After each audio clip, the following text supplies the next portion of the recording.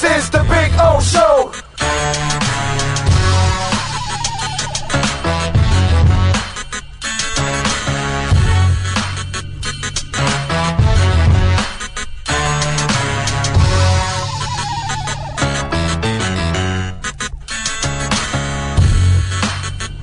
This is the Big O Show. This is the Big O Show.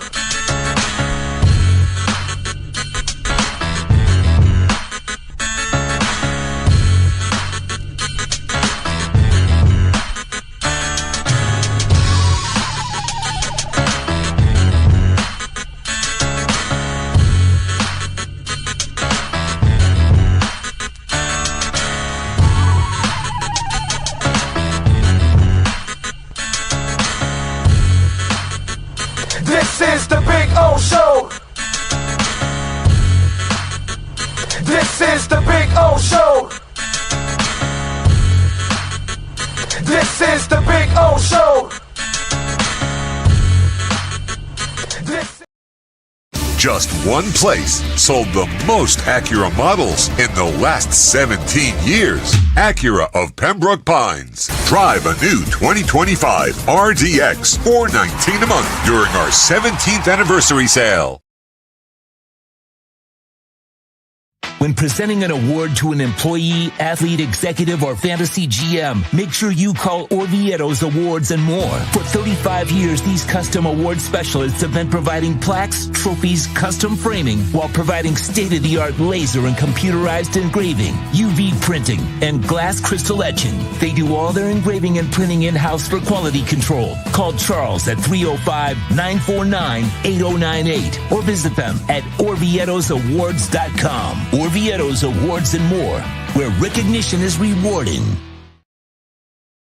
For over 16 years, EJDconstruction.com has provided South Florida residents quality craftsmanship, accurate project management, and exceptional service. That's why EJDconstruction.com is an A-rated member of Angie's List and the Better Business Bureau. When you're looking for the right custom home builder for additions or home remodeling, please call my friend Eric at 305-433-4843. That's 305-433-4843 for EJDconstruction.com.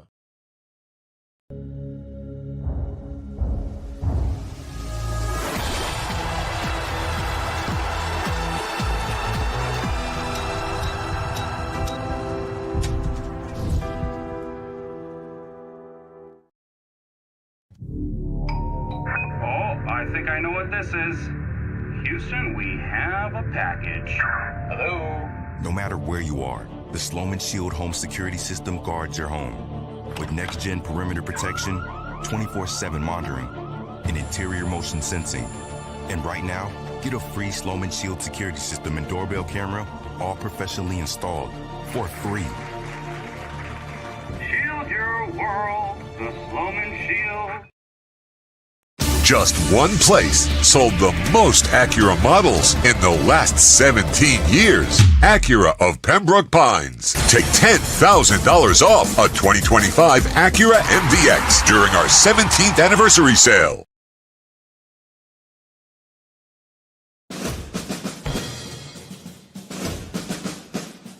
It starts every morning before the sun comes up. Projects are laid out. Plans are made. Equipment is fueled and loaded with inventory to handle all service requests.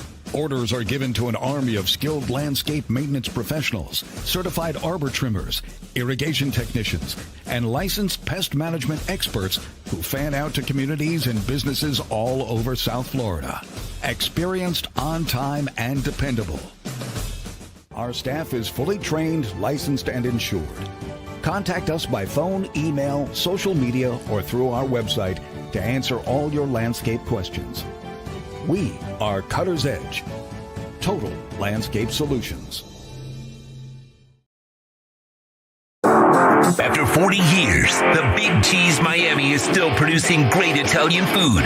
They started in 1984. Since then, they've been winning awards while being voted the best inexpensive Italian restaurant in Miami. Visit them for great food, amazing service. Witness the decades of Cane's memories. The walls are like a Miami Hurricanes Hall of Fame. The Big Cheese delivers anything on its menu or party platter menu to your home, office, or even a park for a picnic. Located at 8080 Southwest 67th Avenue, Miami. Call 305-662-6855. TheBigCheeseMiami.com, where they serve large portions at family prices. It's big. It's gigantic. It's the Toyota of Hollywood Super Sale. Over 2,000 Toyotas from just $17,988. Like a Corolla LE, not $24,000, $17,988. Buy with 0% financing, 0 down. Join the fun and get a super deal at Toyota of Hollywood, the #1 volume Toyota dealer on 441 between Hollywood Boulevard and Sheridan Street. Open till midnight.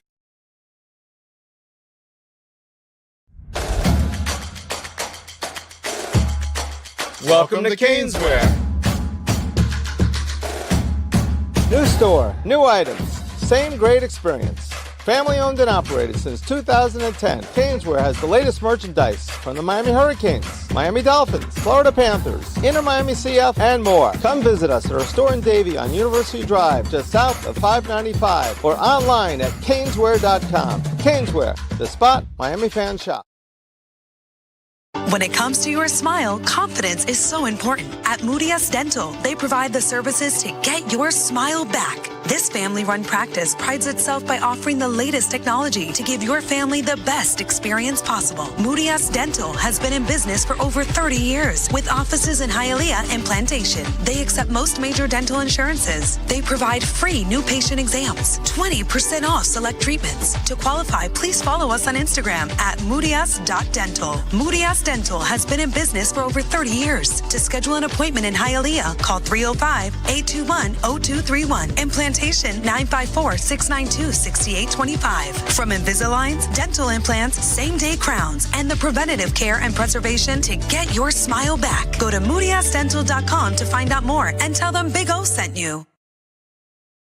Before you buy or lease a Honda, Volkswagen, Hyundai, or any other model, compare Subaru, rated #1 in safety at Subaru of Pembroke Pines. Buy with 0.9% financing, 0 down. Forester with symmetrical all-wheel drive, $259 a month. Crosstrek with symmetrical all-wheel drive, $239 a month. During the Subaru A Lot to Love event at Subaru of Pembroke Pines, South Florida's #1 volume Subaru retailer. If you're looking to take your home or business to the next level, then RM Contractors can assist you. RM specializes in new residential turnkey, new commercial turnkey, home and office remodeling. Call them for free estimates. Serving all of South Florida, licensed and insured. Call Ray, 305-345-3649. You work hard to create the perfect atmosphere. You dream it, we'll build it. RM Contractors, 305-345-3649 or Instagram at RMC Fisher Island. Hi, this is Jeff Welt from Welt & Rayom. Dan and I have been in business together for over 22 years. We're not your typical lawyers. When Dan's not working in the office, he's flying his stunt plane. When I'm not in the office, I'm either getting tattooed, bowling, riding a motorcycle, or going to concerts. We might not be your typical attorneys, but we are aggressive attorneys, and we'll do whatever it takes to get you what you deserve. Consultations are always free. Call us anytime, 24/7. Welt & Rayom can help. Just one place sold the most Acura models in the last 17 years. Acura of Pembroke Pines. Drive a new Acura ZDX, $439 a month during our 17th anniversary sale.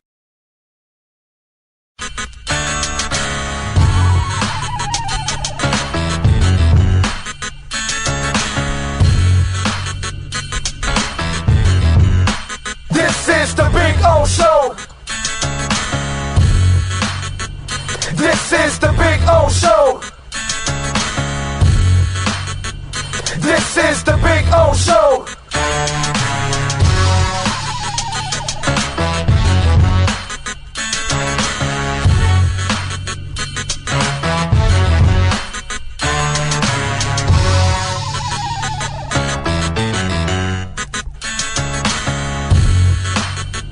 This is the Big O Show. This is the Big O Show.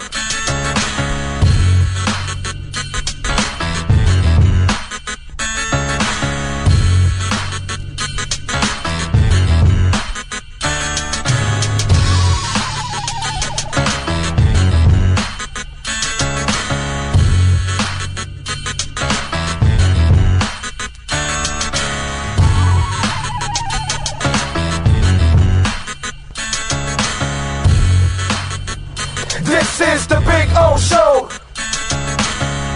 The viewpoint statements or beliefs expressed on the following program by the host, guests, or callers are not necessarily the opinions of FantasyXS.com, Media Group Inc. ownership, management, sponsors, or website.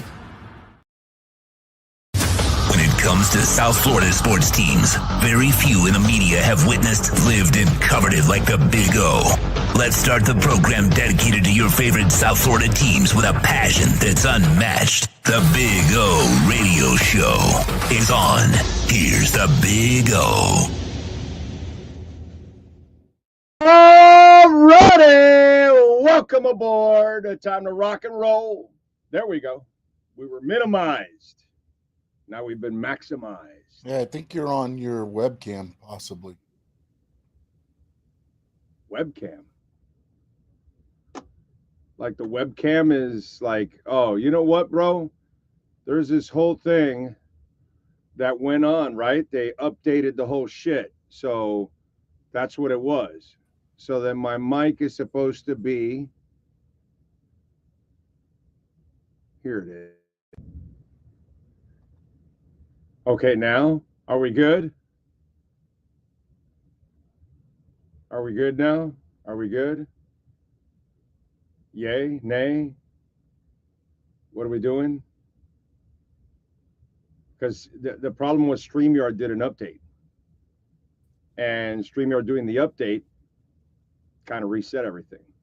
So, where are we at? You sound better, but it still has that echo in it that wasn't there before, usually when your studio mic's on. Okay. So there you go. They're saying good. They're saying you sound good. So maybe it's just the way, I don't know, maybe something reset on my end too when it updated. So let me double check my settings too. NorCal saying I think you're good. So obviously you're coming across. Are we good? Are we good? Everything kosher? Does it sound good? Tell me, yay, yay, because you know they tripped me out when I opened up the. Yeah, I got some still saying sound kind of echoey. But they might be on delay a little bit, a couple seconds or something sometimes. So I don't know. You know what I'm saying? It's just like one of those type of deals. It's not unlistenable, so it's fine. It's just doesn't sound like it's coming clear through the studio like it used to. Okay. All right. We apologize, by the way, if that's the case. I don't know. They did. Oh, by the way, they said that there was some deal going on with that. They're working on something with the programs and all that kind of stuff, and you know the Microsoft. It says that they had to get it tweaked or some crap like that. I don't know if you remember. You saw when you opened up the Streamyard this morning. So they said they're working on something. So maybe that's what it is, that it's not jiving as well. If you can, go to your audio settings on the little wheel thing. Yeah. Uh-huh. Is audio cancellation clicked? Is it blue? Audio echo cancellation, you mean? Echo, I'm sorry. Yeah, sorry. Yes, it is. Yes, it is. Okay. All right. No, just looking at what I had. So Okay. just see. Okay. Okay. But anyway, what can I tell you? Good morning to all on a beautiful Monday, July 7th. Yes, 2025, day number 18,760 since the Miami Dolphins lifted the Vince Lombardi trophy. Okay. So you know, just one of those things. What can I tell you? Let's see here. I'm sorry. Let me multitask. Somebody's asking for an interview, so I'm going to join them this afternoon. What else do we have going on? Let's see. On the chat board, I see Jamie Zoria already locking it in. Ira Winderman will join us at 10:30, so we'll have a little fun with Ira. Don't forget to smash the hell out of the like button. Man, we got a bunch of things to talk about today, dude. Like a bunch of shit, dude. It's amazing. Even on a time like this, you would figure there's not a lot, but got a little football to talk about. Some really funny Dolphin stuff to talk about. The Heat. Oh my God, what is wrong with you people out there? Seriously, and in the media. And by the way, today we got to lay it out and start, smashing some of the local media. It's really pathetic what's going on out there. When some of us retire, you guys are going to be left with just a bunch of bullshit and fluff, dude. There are, people like David Furones. Those are young guys with like actual balls. They're few. There are few, bro. There's very few of them that have some balls. Very few that have some balls. It's really pitiful. Today's media is more about, let me strike a pose, because I look great. And hey, I'm going to cover this event. You bring no substance to the table, but hey, you look fantastic on your shot. And then, or it's media that new media now is like these kids that are afraid of ruffling feathers. And, and I get it, because you have some teams that, if you say something negative about them, they're not going to be very helpful with you. You know what I'm saying?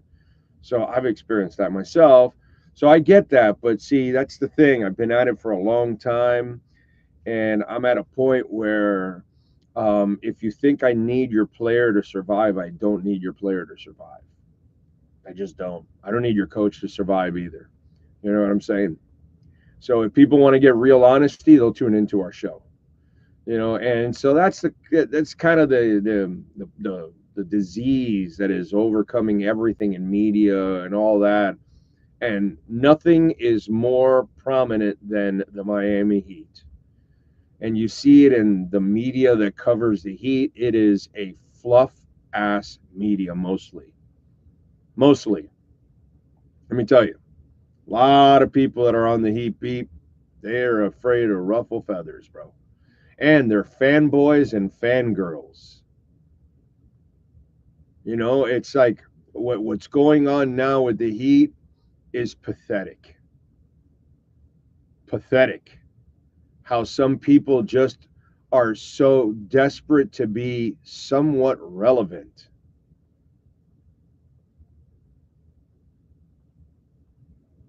It's just sad, dude. It really is sad. And there aren't now we're starting to get some people to come around about where the Heat are at, but it's like, but still they're still battling about keeping Tyler or Bam or something. I mean, it's just, to a lesser extent. But I liken it to what Memphis is doing. And sometimes when you're building or you need to get somewhere, you've got to take a couple of steps back. And I'll give you an example. Addie McCain was the leading scorer for the Fort Lauderdale United this year. Got him to the playoffs and all that. They just sold her for a record transfer fee. And why? Because that's what's best overall for the team. You sacrifice that player, but then the revenue bringing in allows you to maybe grab a couple of more players. And if you're what's it called, confident in your ability, then you could get ahead faster. Memphis, they tried it. It didn't work.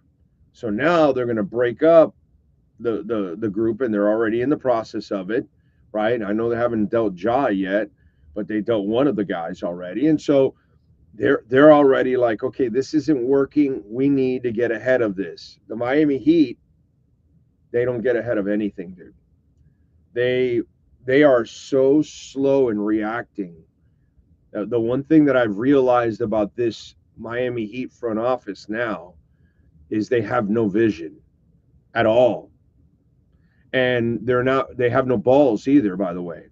Just got to admit, sorry, but no balls. Harrison, Riley, 0 balls. Because it takes balls to trade Butler after your second trip to the finals and look at your team and say, we're not good enough and we're lucky that we got here twice. Thank you, Spo, for making us look way better than what we really are. We need to take a couple steps back. 0 vision. So you lost out on trading Jimmy then. And now you're hanging on to Bam and you continue to hang on to Bam and Tyler. And all you're doing is killing the value of Bam and Tyler by hanging on to them. By hanging on to Jimmy, you kill the value. And he helped kill it all off. And that's part of the game that you play here. You got to know when to say when. And the Miami Heat have no balls whatsoever, no vision whatsoever.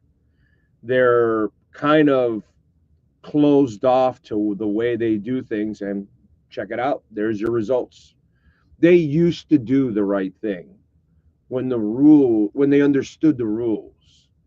Now that they are backed into father time because we only talk about Riley's age. So because of Riley's age, you're not really willing to do what you really need to do, is take several steps back.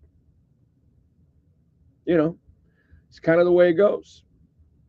Hey, Elon Musk is trying to start a new party. Okay? Dude, I'm approaching 59 this year. I won't see the light of day of a third party that'll challenge, that'll take a generation, And so, but you got to do it. At one point or another, you got to do it. And we've waited way too long already to try to start a third party in this country. You know what I'm saying? And we waited too long, and now it's going to take a long time for you to get it. Now the rebuild for the Miami Heat is going to take even longer because Pat Riley, because Mickey Harrison have no balls, no vision whatsoever. They're done with that. They used to have vision. When Riley was younger, he had the vision and he could do the things. Now that the rules have changed, they have refused to adjust to the rules, and they have no vision. And they have no balls. Because if you had balls, I know most of you have no balls. Because, of course, when I said trade Jimmy Butler after the second time, most of you punked out. Most of you called me an asshole. Most of you said I'm an idiot. And guess what? I'm a fucking genius. And that moment, I'm the fucking genius. Pat Riley's the dunce. Mickey Harrison is the clown. Can't do anything about it. And the rest of you are a bunch of fools. That's the way it goes. Why? Because you didn't have the balls to do what you had to do. And so now that the Miami Heat no longer have balls, no longer have guts, no longer have vision, they're stuck. They're stuck like Chuck. And they're stuck because, Pat Riley's at a certain age. He can't go into a full-out rebuild. Well, I'm sorry, bro. And you pathetic Heat fans out there, okay? You really, I mean, the Heat Nation, you're pretty pathetic, dude. You're extremely pathetic. I saw some clown, some Heat crap Heat Nation crap or whatever, they put out a billboard with Lillard, Beal, and Bam, because you trade Tyler, you know? And that's really forward thinking and all that. No, that's a load of shit what that is. First of all, Lillard's not available till 26-27 season. He's not available next year. By the time he's healthy, it's at the end of the year. And what do you think Bradley Beal and Bam are going to do throughout the year next year in carrying you? Bradley Beal is soft. But no, go ahead and use his three-point shooting percentage as some kind of attractive thing. How about balls? Does he have any? No, so who cares? You're so fucking desperate that you would put Lillard out there, and you want Lillard when he's not available for a whole year, and his old ass is when you're going to get him in 26-27 season, coming off an Achilles surgery. How stupid can you be? How desperate can you be? And Bradley Beal, if he gets bought out, whether it's Miami or now Milwaukee or whoever is interested, seriously, Bradley Beal. And this isn't about the money. I'm talking about the soft-ass player that Bradley Beal is. That's why I didn't want him in the first place. You know, when the Heat was interested in him, I wasn't. I guess I have better vision than they do now. They used to have better vision, but now my vision, you know, it's a whole different. You know what I suggest?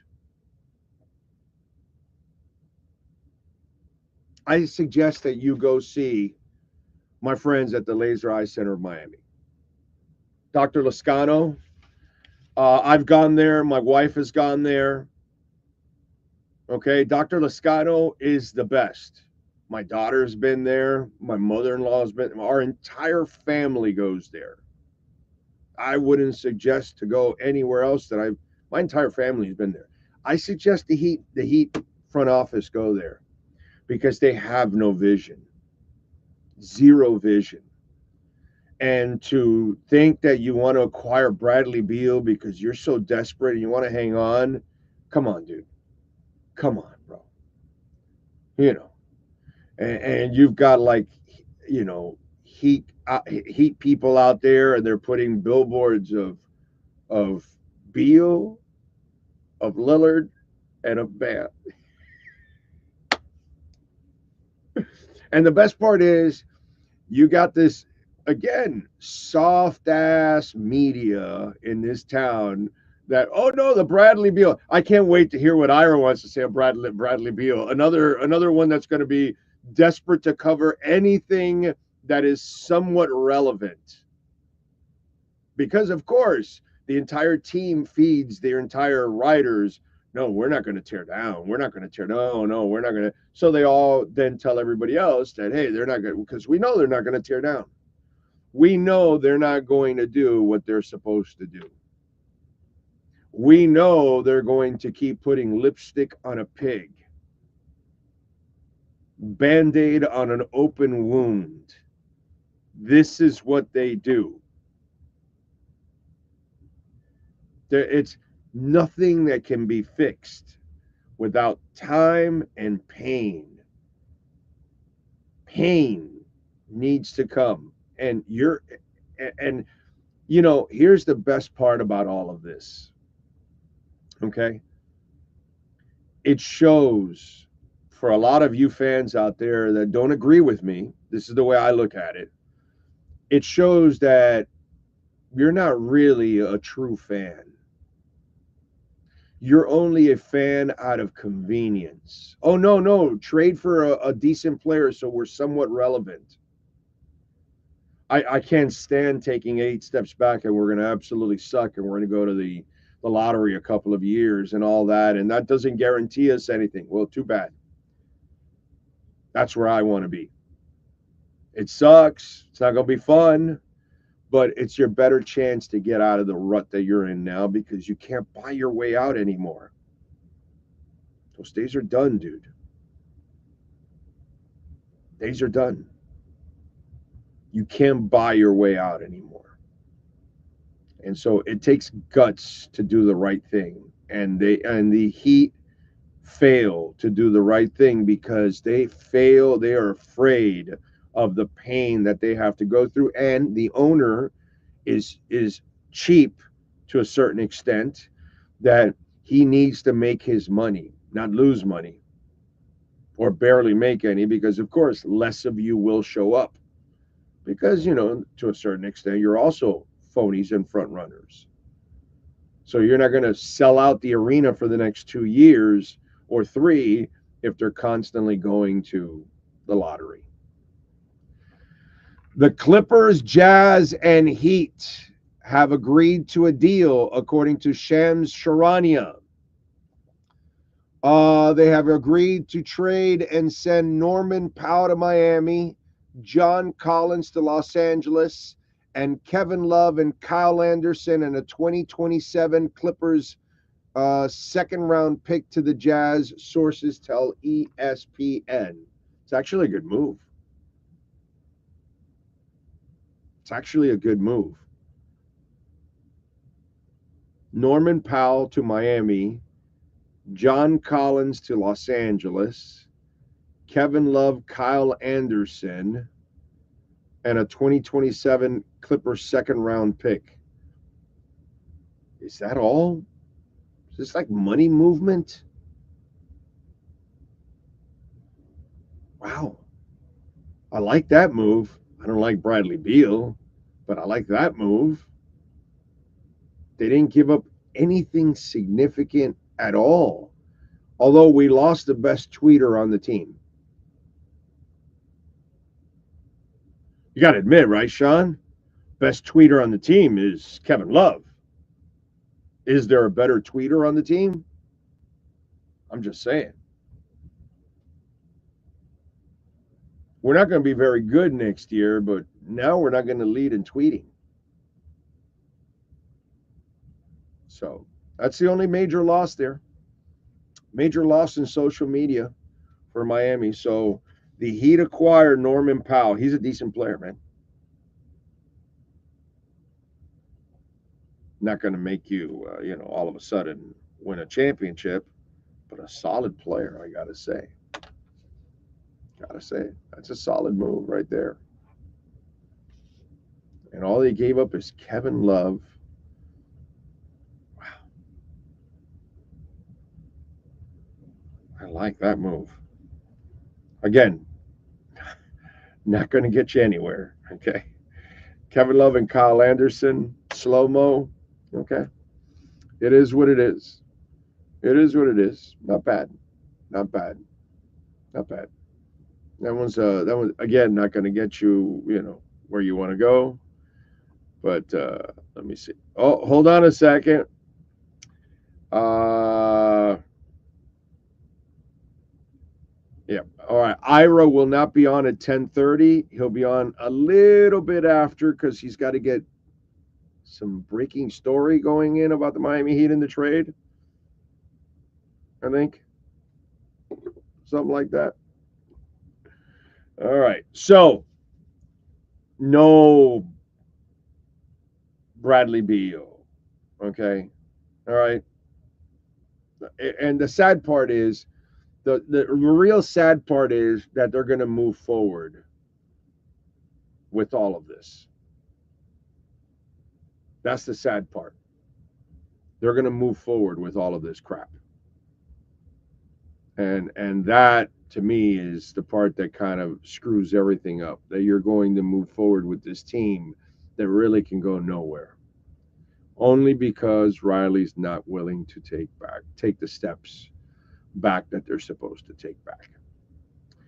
So we'll see what happens overall. By the way, where's the market at right now? Where are we at with Bitcoin? 108, 109, 108, 243. Market up 344 points.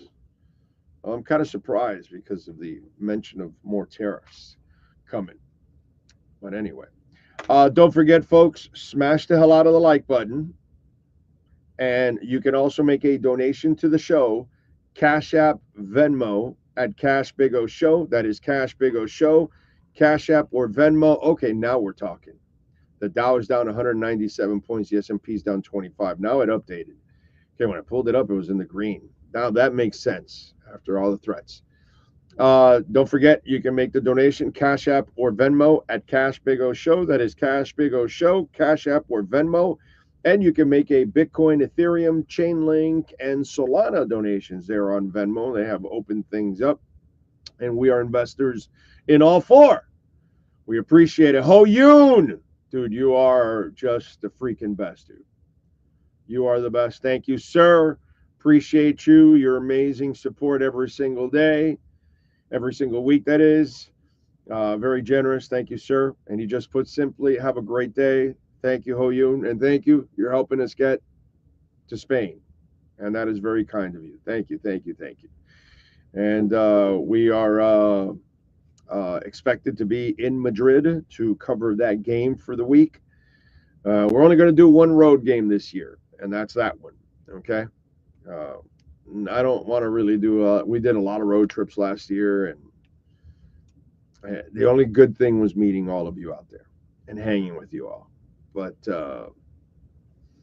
yeah, unless it's a really good team, I don't want to ever go out on the road again. And this is not a good team. This is going to be a bad year. So I'm just hoping that the one trip, Madrid, will be a good one for us, and we get a hell of a performance from the boys. But thank you, Ho Yoon, as always. Cash App or Venmo at Cash Big O Show. That is Cash Big O Show, Cash App or Venmo. And you can send in your questions, comments, insults, and even a compliment if you have one. Let's see. Jeff in Long Island is in. NorCal is in. TJ Superman. Jay Gelfin. Brooklyn Rob. What's up, baby? I guess that he will be holding an old timers game for all the players they could not land when they were in their prime. Yeah, basically. Oscar Rojas, good morning to you. Kosa, Alexis, Dan the Film Gent. Me and my father went to see F1 at that Paragon Theater in Deerfield while my mom and her friend saw Jurassic, and I liked it even though I'm not a race guy. I enjoyed it. And let me go with the theme.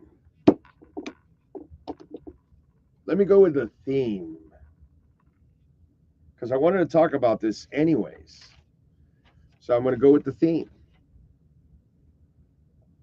Why are we forcing the issue of content?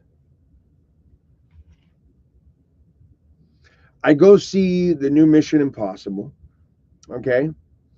And every action scene is extended.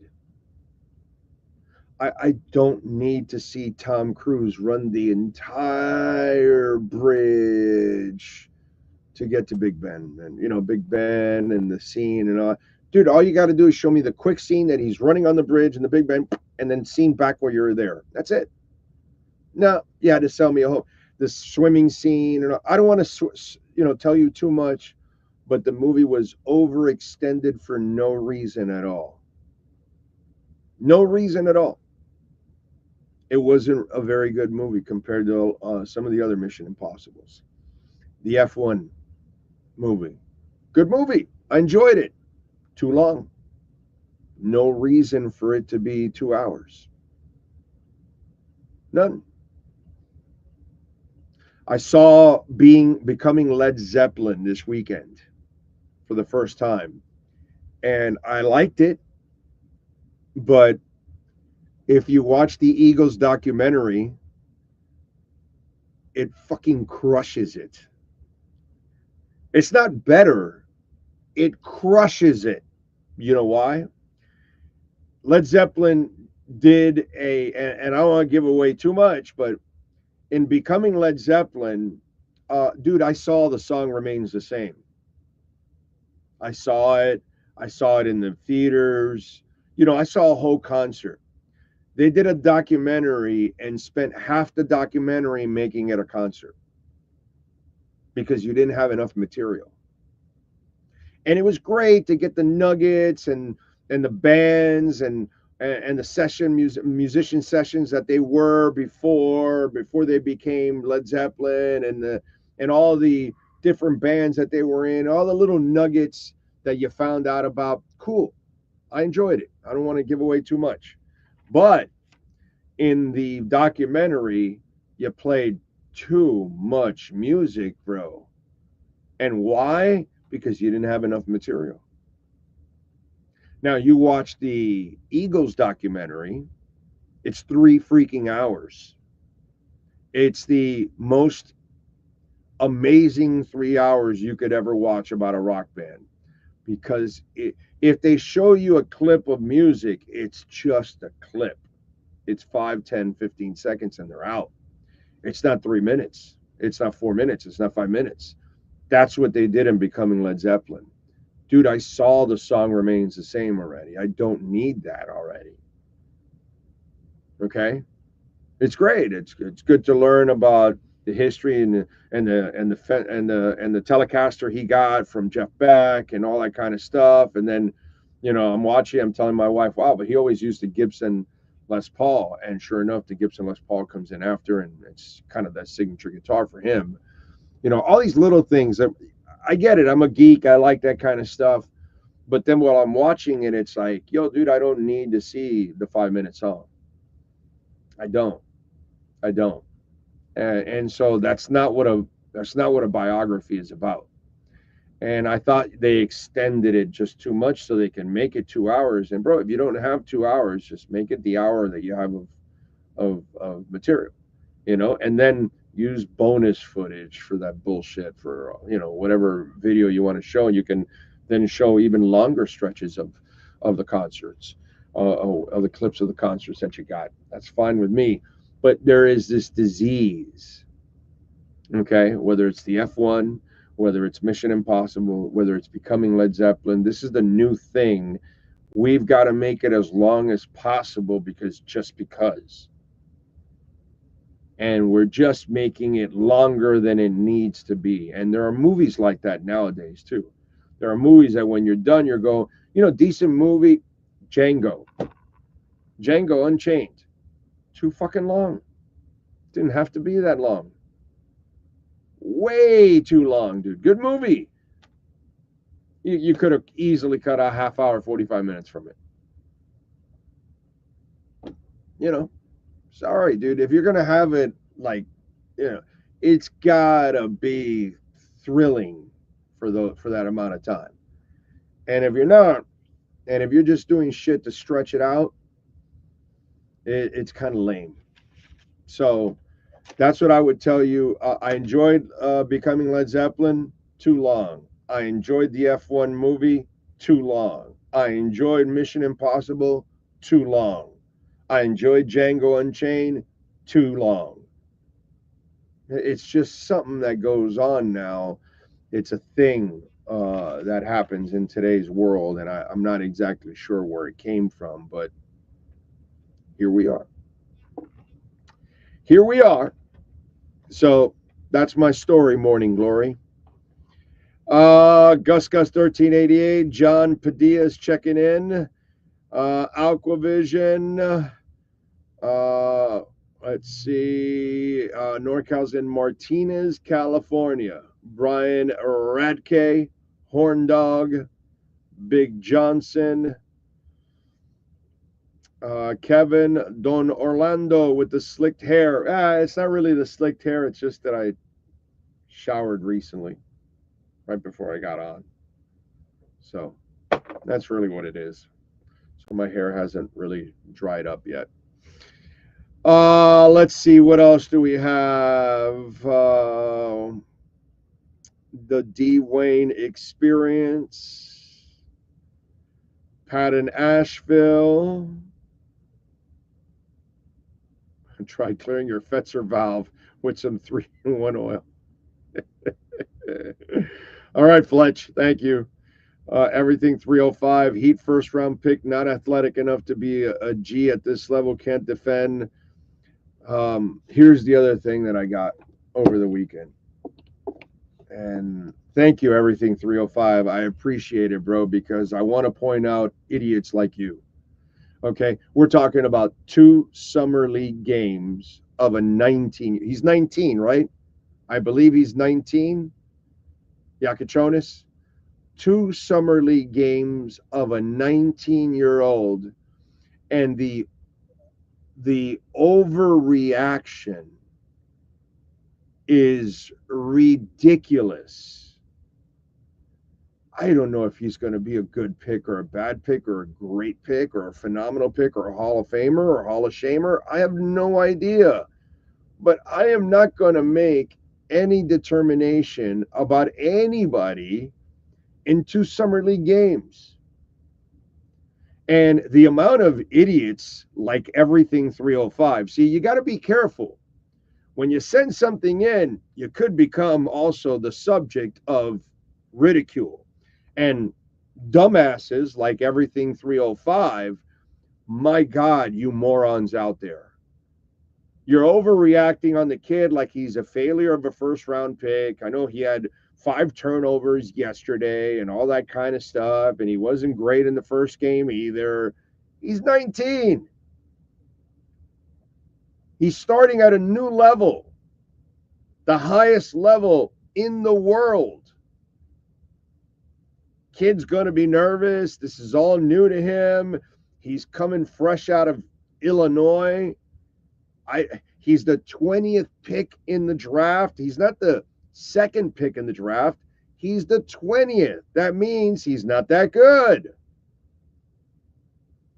But idiots like everything 305, because the Miami Heat suck, because they're a mediocre franchise now consistently, because they don't look good, because you're desperate, now you put the weight of the world on that young man that doesn't deserve it. Because he's not here to be a franchise player. He wasn't picked in the top 5. He's not here to be bailing them out or anything like that. And the Heat are so bad that there is no pick that's going to bail them out. There is no trade that's going to bail them out. But because the Heat is so bad, because the desperation is sunk in, because we have idiots that want Dane Lillard, who's useless for 2 years, this is what we get. Overreaction on a 19-year-old who's the 20th pick in the draft. A kid that probably has 3 hairs on his balls and he isn't even legal enough to drink a beer.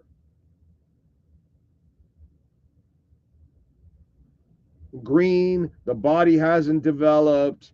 There's a lot of things that go on with a 19-year-old. So I'm not surprised that he's starting to struggle. I'd be shocked if Yakuchonis actually came in and was dominating. But the overreaction from you idiots out there, it is amazing, dude. But I'm not surprised, because people like everything 305 is the average fan out there. You're not very smart. And not enough people are willing to tell you that you're not very smart. That's all. You know. Stop overreacting. Give the Yakuchonis kid a while, bro. A year or 2 to grow and find out what the hell he is. Most players aren't what they are the first week that you see them. Neither is most employees that you hire in any business. Usually, they're not looking good early on and they're making mistakes. That's the way it goes, dude.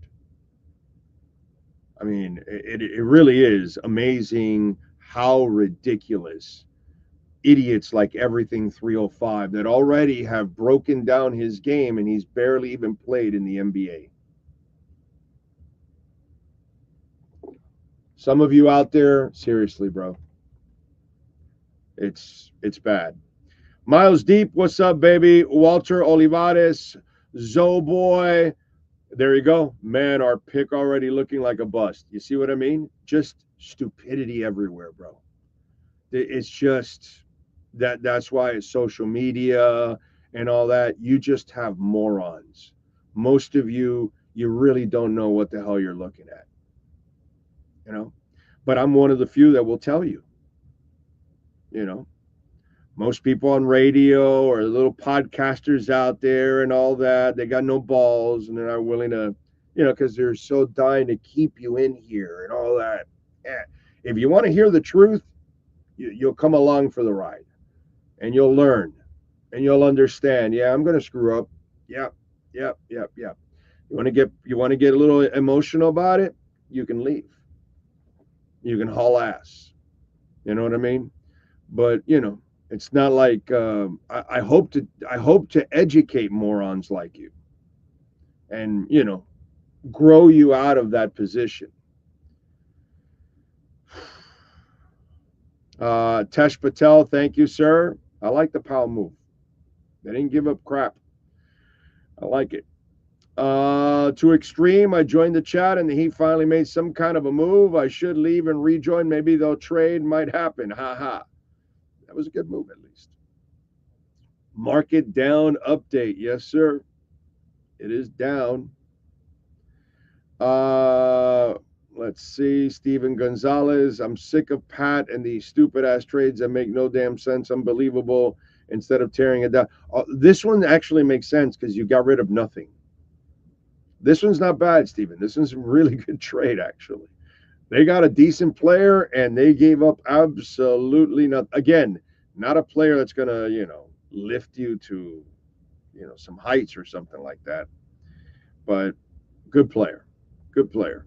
Listen, this is what they're going to do. They're going to hang on to these guys. So they're going to build around them. This is who they are, bro. What can I do?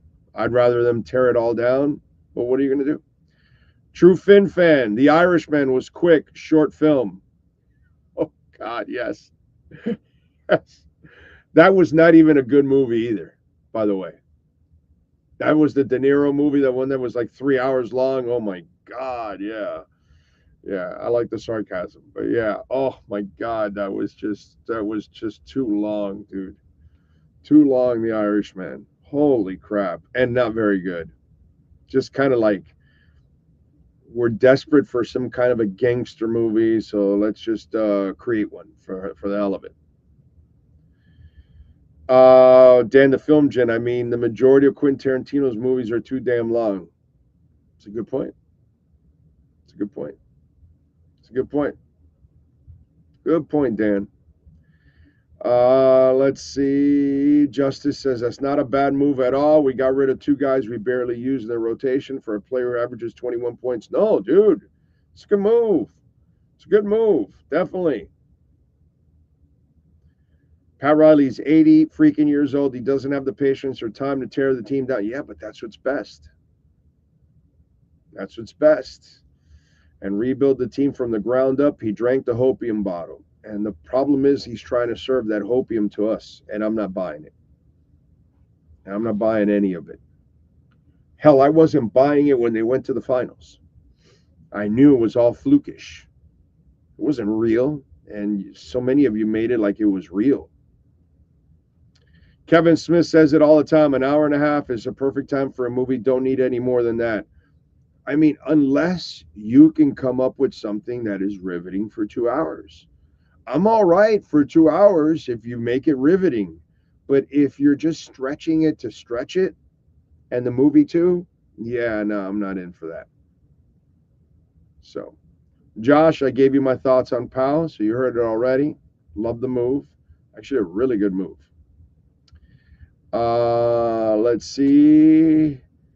I'd rather Casper struggle and learn from his mistakes so he can get better as he adjusts from the... I mean, but it's just normal, Dan. It's just normal for a youngin' to struggle. It's normal for any of us to struggle when we do it.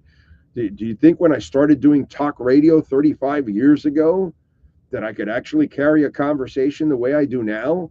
I've gone 44 straight minutes without a break. Does anybody do that in radio? 3 people struggle to go 8 or 9 minutes without taking a break and run out of what to say in radio. Not 1, 3. You know, so we all start somewhere and we got to build it. But to judge Yakachonis at this point, it's just silly, dude. Who cares? It's just let him leave him alone, dude. DL, I don't give a shit about the Marlins, my brother. Okay? Go somewhere else, my man. I don't care about the Marlins. I don't give a shit about a stupid little streak or whatever. It means nothing. The day they actually keep people here and keep a core and care about winning, but this bullshit that you idiots come up with because you didn't care about the Marlins, all of a sudden there's a little streak and all you care about it now. Give me a break, bro. Get lost. Go somewhere else. I don't care about the Marlins. I don't plan on talking about them. I plan on ripping them as much as I possibly can. And any of you idiots that fall for this bullshit too. Okay? So there you go. That's my Marlins talk for you, buddy. Go to 940. True Finn fan. Wow, Kobe was a bust after those air balls. Relax. Yeah, remember. But you remember that they ripped into Kobe the first time he made the playoffs with the Lakers? Sean, I don't know if it's possible, but can you find headlines or something when Kobe's first playoff, maybe put headline Kobe's first playoff run not good or struggles or something, and you can check it out, bro. And they were ripping into Kobe. Okay? It's stupid. It's stupid. Maybe the Lakers made a mistake and he's not the guy and all that. And it's like, maybe he's just young and you got to give him time. And again, I'm not even saying Yakuchonis is anything like Kobe. All I'm saying is he's the 20th pick in the draft. Not the first, not the fourth, not the fifth, the 20th. He's 19 and it's 2 summer league games. You people are idiots. Big O back from Breckenridge. Fun time. Did you see Jurassic World Rebirth? I have not seen it yet. I may see it on Tuesday. Okay. Let's see. Apparently he says it took me 8 sit-downs to finish it. Too slow. Wow. Okay. Yeah, and they made De Niro, Pacino, and Pesci look too old. Yeah, it's just that Englishman movie was just, yeah. Big O, the new generation all thinks about is content. Content is king. I don't know, man. It's just, but make it solid content and then get out. Don't extend it. And that's what I thought. Frankie says Yakuchonis' play was just as bad as Team USA last night. Who cares, bro? It's the same result as always. They can't get past Mexico. Big O, would you say Norman Powell is a poor man's John Collins? That's who I think he's like. Yeah, I like that. Listen, bottom line is it's a good trade for Miami. It's a very good trade for Miami. Okay? Very good trade. They gave away nothing and got themselves a good player. Okay? I'd rather them tear it all down for picks, but whatever. They didn't give up anything to acquire the guy. So I got to at least give them props for that. Powell clears up way for the hero trade.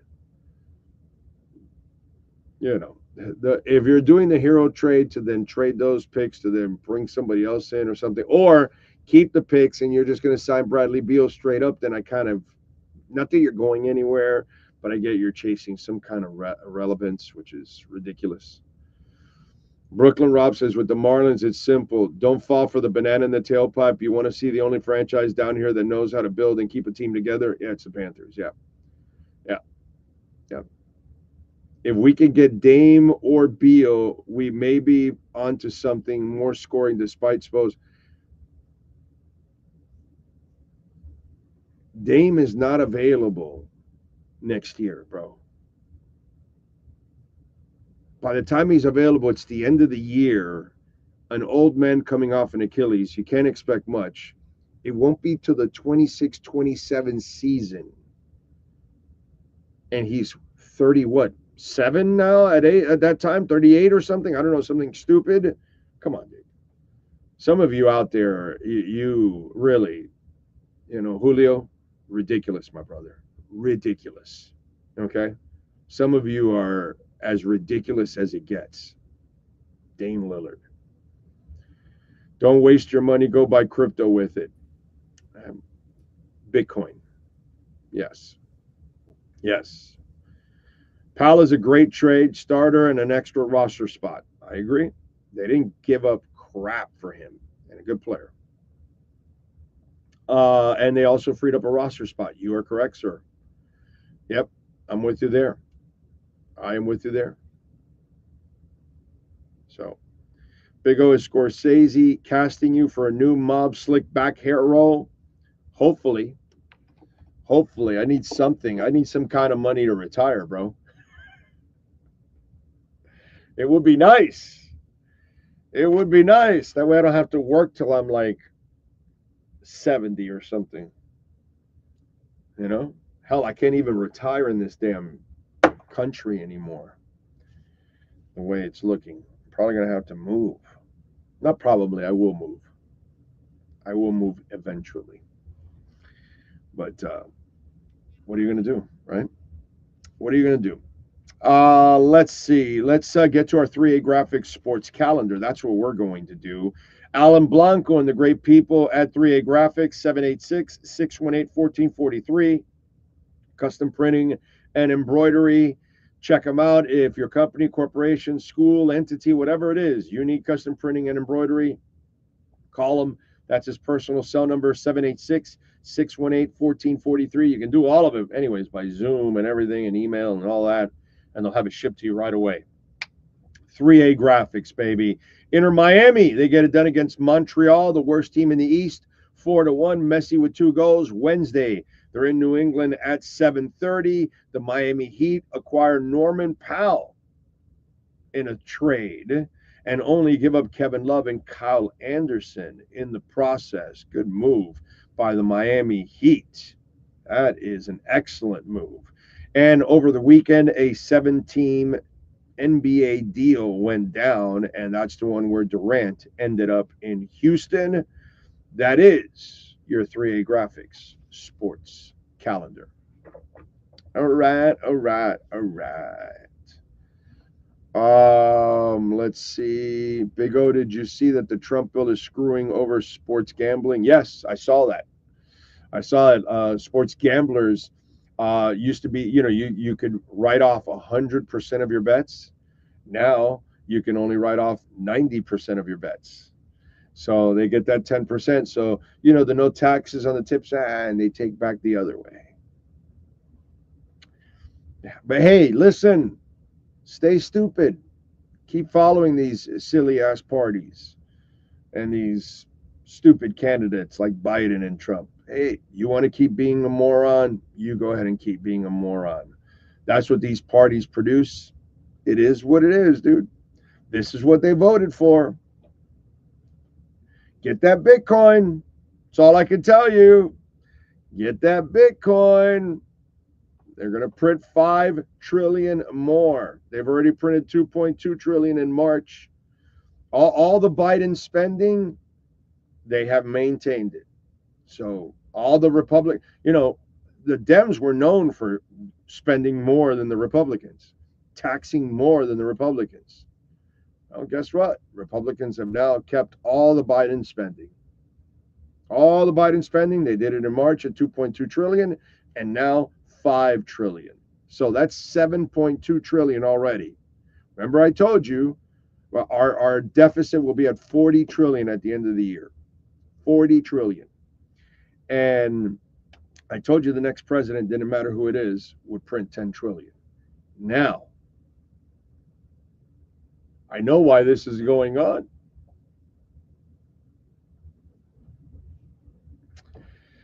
You Trumpies, you Republicans. Man, you know why this is going on? Because you have a Democrat running your party. Because that's what Trump is, a Democrat. A Democrat turned Republican, and that's why he has printed 7.2 trillion. He looked at it and said, the old man is right. We got to keep printing. He came out and agreed with Elizabeth Warren that they should lift the debt ceiling, eliminate the debt ceiling. Elizabeth Warren on one side, Trump supposedly on the other side. Or really, he's really with them, but he's over here and he's spending and he loves it.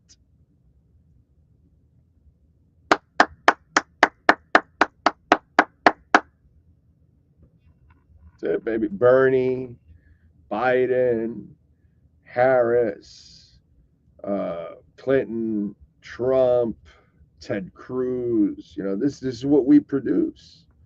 So, of course, our country is headed, you know, to great heights. Or our debt isn't going to great heights. I'm sorry. Our debt is going to great heights. Get that Bitcoin. I'm just telling you. Get that Bitcoin. By the way, speaking of that, Bitcoin closed its highest weekly candle ever last night. So 16 years, highest weekly close. It's pretty good. Elon Musk, whether he gets to start a new party or not, I don't know. But the American party will be about Bitcoin, not fiat, because he says fiat is dead, which is true. Michael Saylor introduced a $4.2 billion market program with strategy to raise $4.2 billion more to buy Bitcoin. It's crazy. By the way, they own 69,140 Bitcoins already at this point. 597,325 Bitcoin. $64.3 billion. Publicly traded real estate company Murano will buy 500 million Bitcoin for their reserve. Metaplanet just bought another 2,205 Bitcoin. They now have a total of 15,555 Bitcoin. And Semler Scientific just bought 20 million in Bitcoin. They now have a total of 4,636 Bitcoin. See what the rich and powerful are doing? I am a weak and struggling stiff, working stiff, just like most of you out there. Get a little Bitcoin. You can put $1, you can put 5, you can put 10, whatever it is that you can do. Trust me, it's going to help you in the future. Not that I'm a financial advisor, but ask those who have already taken the dive, and they'll tell you, yeah, Bitcoin is the way. Bitcoin is the way because I've been buying since it was 16, 18, 20, 40, 60, 70, 80, and they're all up. Anyway, it is what it is. So, yes, I saw it, Frankie. I saw all of that. What else do we have? If they freed up a roster spot, then Big O, we can't rule out a Dame Lillard interest because it would be so heat like, oh, I can't rule out that stupid move. No, I'm with you there. Not that it would make any sense whatsoever, but if that's what they want to do, go for it. Dame Lillard makes no sense whatsoever. Guy's not even going to be available next year. And he's old. How old is Dame Lillard, Sean? I'm sorry. Can you look it up? And tell me the exact age, what month, because go ahead. He was born in 1990. What month? Hold on a minute, right here. July 15th, 1990. So he's about to turn 35 next week. Right. So he'll turn 35 next week. He'll be 36 years old in the year you need him, because next year you're not going to get him. By the time you get him at the end of the year, what are you going to get at that point? An old man coming off an Achilles, he can't be playing well at that point. It'll be the year after that he's fully healed, and then you'll get the best of whatever you're going to get. You know what I mean? And you're almost better off not even rushing it back next year. So that makes like 0 sense. Okay. I agree with your political opinion about the parties, but what is the alternative? No, we're screwed. No, we're screwed. I gave you your alternative.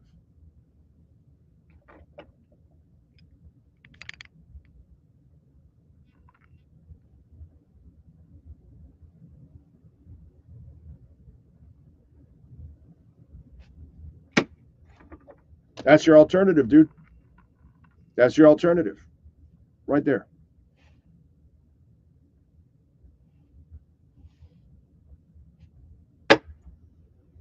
Okay? That's your alternative. Because they're both destroying the dollar. They both print like crazy. Doesn't matter. Been telling you that for a while now. You know what I mean? The problem is the Trumpies only hear the Trump criticism, and then the blues only hear the criticism of, whether it's Biden or Harris or whatever, or Yellen or Warren or whatever. I've picked on so many. Powell's definitely a Dem. Like, it's just like, yeah, what are you going to do, bro? It is what it is. So the only way we can protect ourselves, they're destroying our dollar, both sides. So get something that is not held by the dollar. In fact, it's crushing the dollar, and that's Bitcoin. Bitcoin is up 12% this year, and the dollar is down nearly 11%. I don't know. That's all I can tell you. All right. Dolphins always invest in an old time and injured players, and we praise Chris Greer. No, you don't. You don't praise Chris Greer. That's a lie. You never praise Chris Greer. So why would you say that?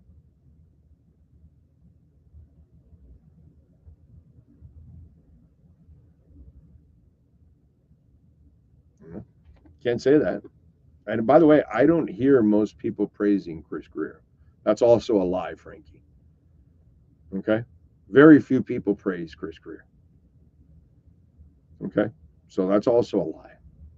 Just like very few people wanted to trade Jimmy Butler a couple of years ago, or very few people wanted to let go of Tyreek after last year. So I'm going to go with the same thing here now. Very few people are praising Chris Greer. Very few.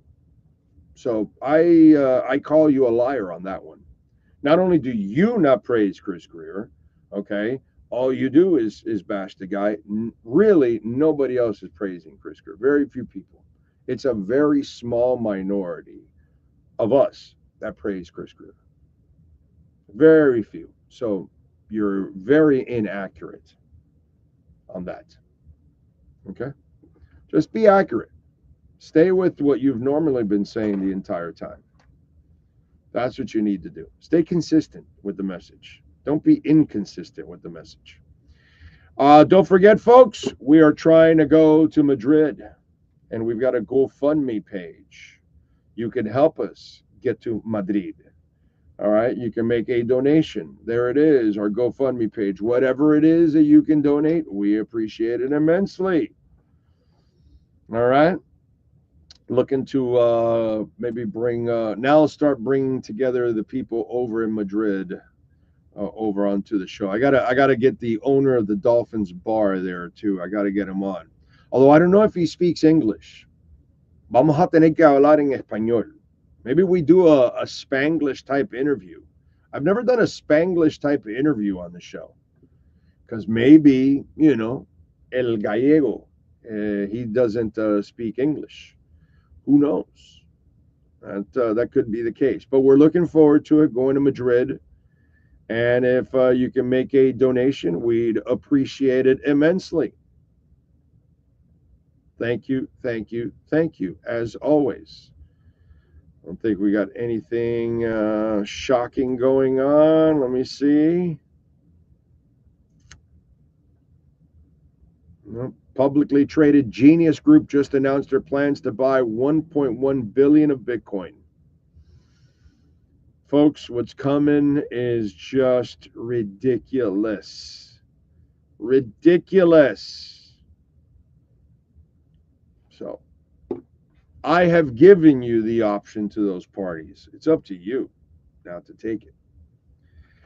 All right, we talked a little bit about the Heat's desperation, which is sad. We talked about Yakuchonis.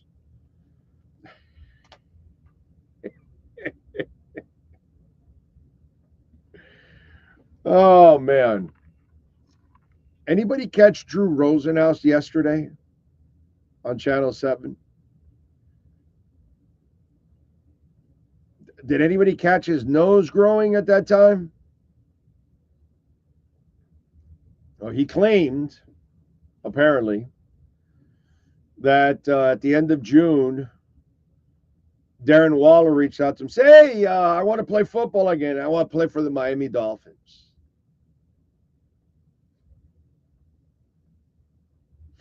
Does anybody believe that bullshit at all, by any chance? Did you watch that segment at all yesterday, Sean? No? Yeah, you probably don't watch it because then you feel like you have to take a shower after watching it, right? I kind of feel dirty watching the Drew Rosenhaus segment myself too. It is kind of a creepy segment, to be quite honest. And by the way, somebody tell Josh they're not paying him exactly what they're paying Jonnu Smith. It's probably a lower end salary with a whole bunch of incentives that he could make what Jonnu Smith was going to make. But anyway, we don't need to kiss somebody's ass here on this show. But just, I mean, you know, the best part is that there'll be some Dolph fans that will reach out to each other and say, did you hear what Drew said? Darren Waller wanted to play for us.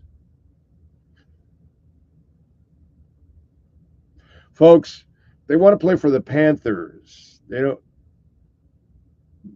I'm talking about the Florida Panthers also, not the Carolina Panthers. The Florida Panthers. That's one of the few teams that people really want to play for. Okay? All right? The Dolphins are not a team people really want to play for. They really want to get paid for, not play for, is what it is. Okay? So when Darren Waller says to people, or when the agent says to people, Darren Waller said, I want to play, and I want to play for the Dolphins. It was like, I want to play. Oh, you do? Well, you know what? I've got the team that we can sucker some money out of, and there we go. And in the end, I think Chris Greer and company weren't going to make an investment after they lost Jonnu Smith. They weren't going to make an investment for Mike McDaniel, and they give him Darren Waller. I actually find it funny as hell how this guy is like really up shit's creek without a paddle on his own at this point. Like, it's so obvious that this is a Weaver-like situation. It just reminds me of that first year with Flo, that there's a level of tanking to what's going on. Because you really aren't trying to win. Let's be honest. Not trying to win. But to hear Drew talk about Darren Waller like that, I found that funny as hell, dude. I did. Anyway.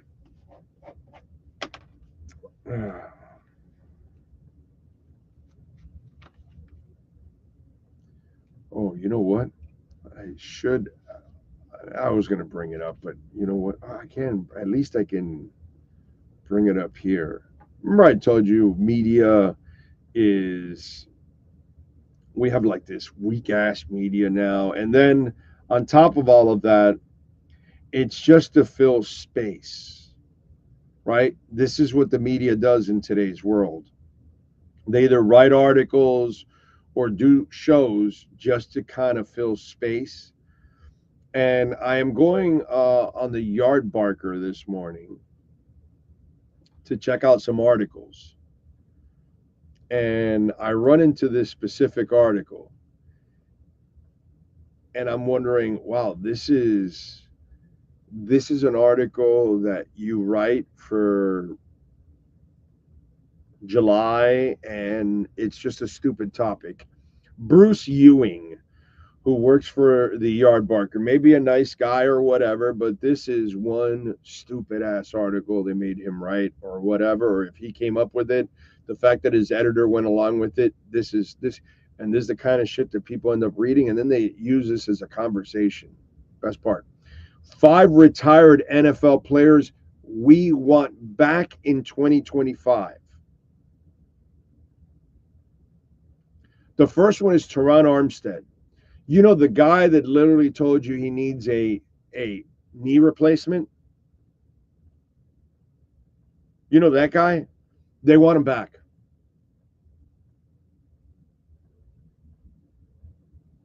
Aaron Donald. Okay.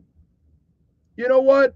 I can see that one because he retired and he was still playing at a high level. He wasn't injured, worn down, whatever. I can see that. Okay. All right. Rob Gronkowski. Retired now several years. Okay.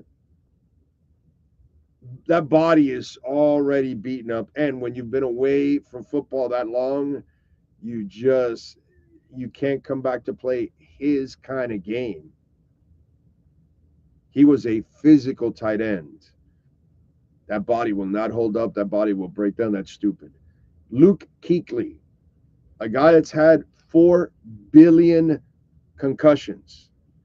A guy that we've watched crying off the field because the concussions made you, the emotion of it, something that you cannot control, apparently.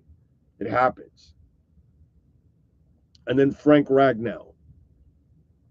And again, you know, an older player, but I get it that he wasn't like too old. He was still young enough that you can bring him back, but he kind of had enough. And okay, 2 of them you can kind of make it. The others are guys like you would never want them back. You want those human beings to go enjoy their lives, dude. They're beaten up to hell. Gronkowski, Kuechly, Armstead.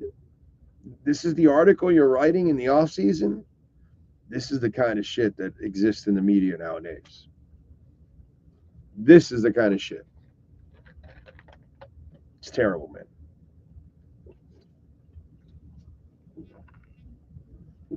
All right. No, nothing there. Oh, maybe there was some news.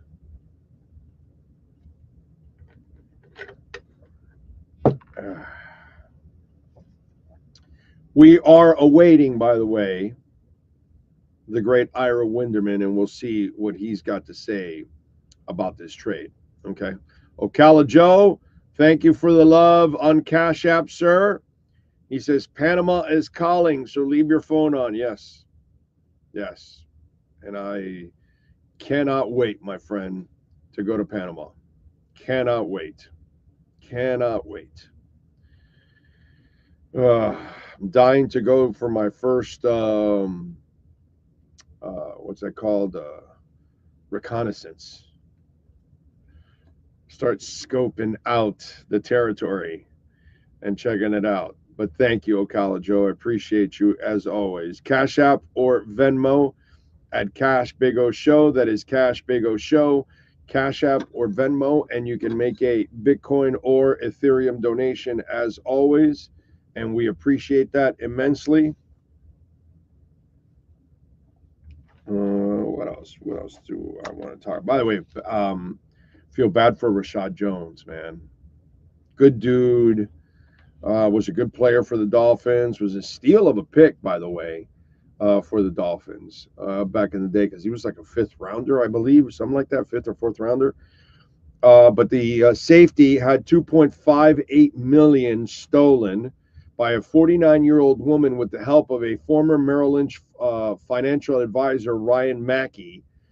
An arrest warrant has been obtained by the stations, says Isaiah Williams. Jones' financial advisor from January 2020 to 24 sold approximately $1.58 million from Jones' bank account in 133 wire transfers. William used the money to pay off 2 of his American Express cards. The money was used to fund first-class airline tickets, hotel stays with multiple women, nightclub tabs, strip clubs, car rentals, designer clothes, jewelry, legal fees, as well as child support. He also went on duty-free shopping sprees in Mexico. Jones had another $1.03 million laundered from his account with the help of Octavia Monique Graham of Dallas, Georgia. Jones told investigators he had never met Graham. Jones is pressing charges, and Graham, who turned herself in Monday, is facing 2 counts of money laundering and 1 count of first-degree theft. Williams has not been arrested yet, according to court records. This is yet another troubling example of professional athletes being exploited by a wealth management firm he trusted, Jones' attorney Chase Carlson said. In this case, the wrongdoers was a vice president of one of the world's largest financial institutions, Bank of America's investment management division, Merrill Lynch. We have filed a lawsuit to hold Merrill Lynch accountable and are working to recover all damages our clients suffered. I don't know if they'll get the money back or not. And it's sad, dude. It's sad because, you know, when you're Rashad Jones or you're anybody like that, famous, it doesn't matter if you're an athlete or you're an entertainer or you're a politician, you're now a target. You know, you're now a target.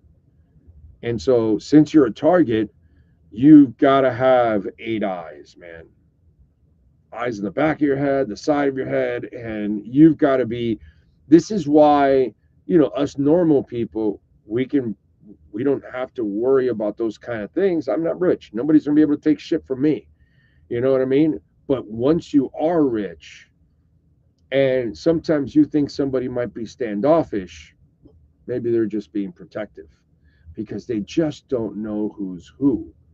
And that's the part that sucks for Rashad Jones or anybody out there at that level, dude. Doesn't matter who you are.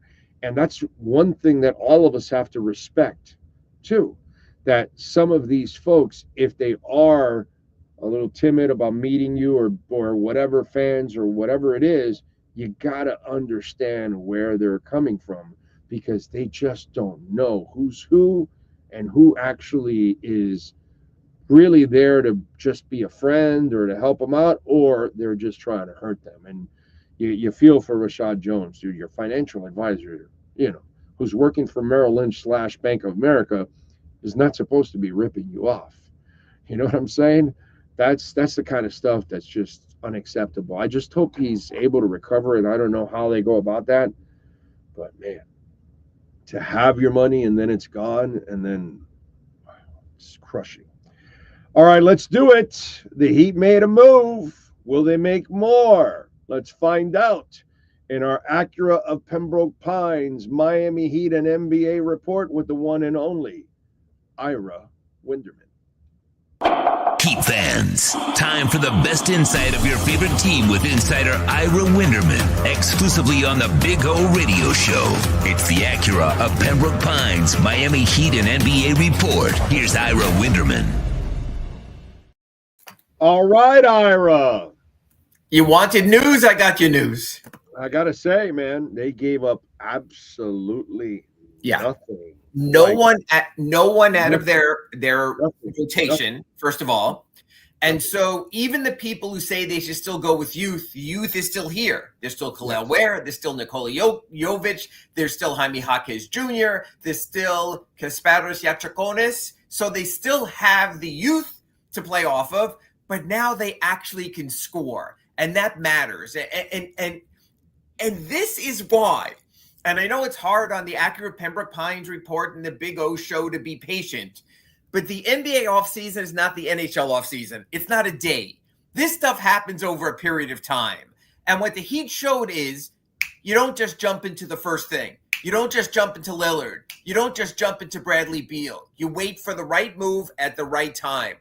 The Heat, and we have not said this in a long time, Orlando Alzagari, the Heat right now are a better team than they were yesterday. A long time before the Jimmy Butler trade, before the start of the season, when we can feel that. You know, give Pat Riley, Andy Ellisberg, Adam Simon, Nick Garrison, Mickey Harrison credit. They were patient, and at least in the moment, they came through with something where you go, the Heat got it right. No, there's nothing wrong with Norman Powell, right? Like, because I know he's a good player. Like, because Yes.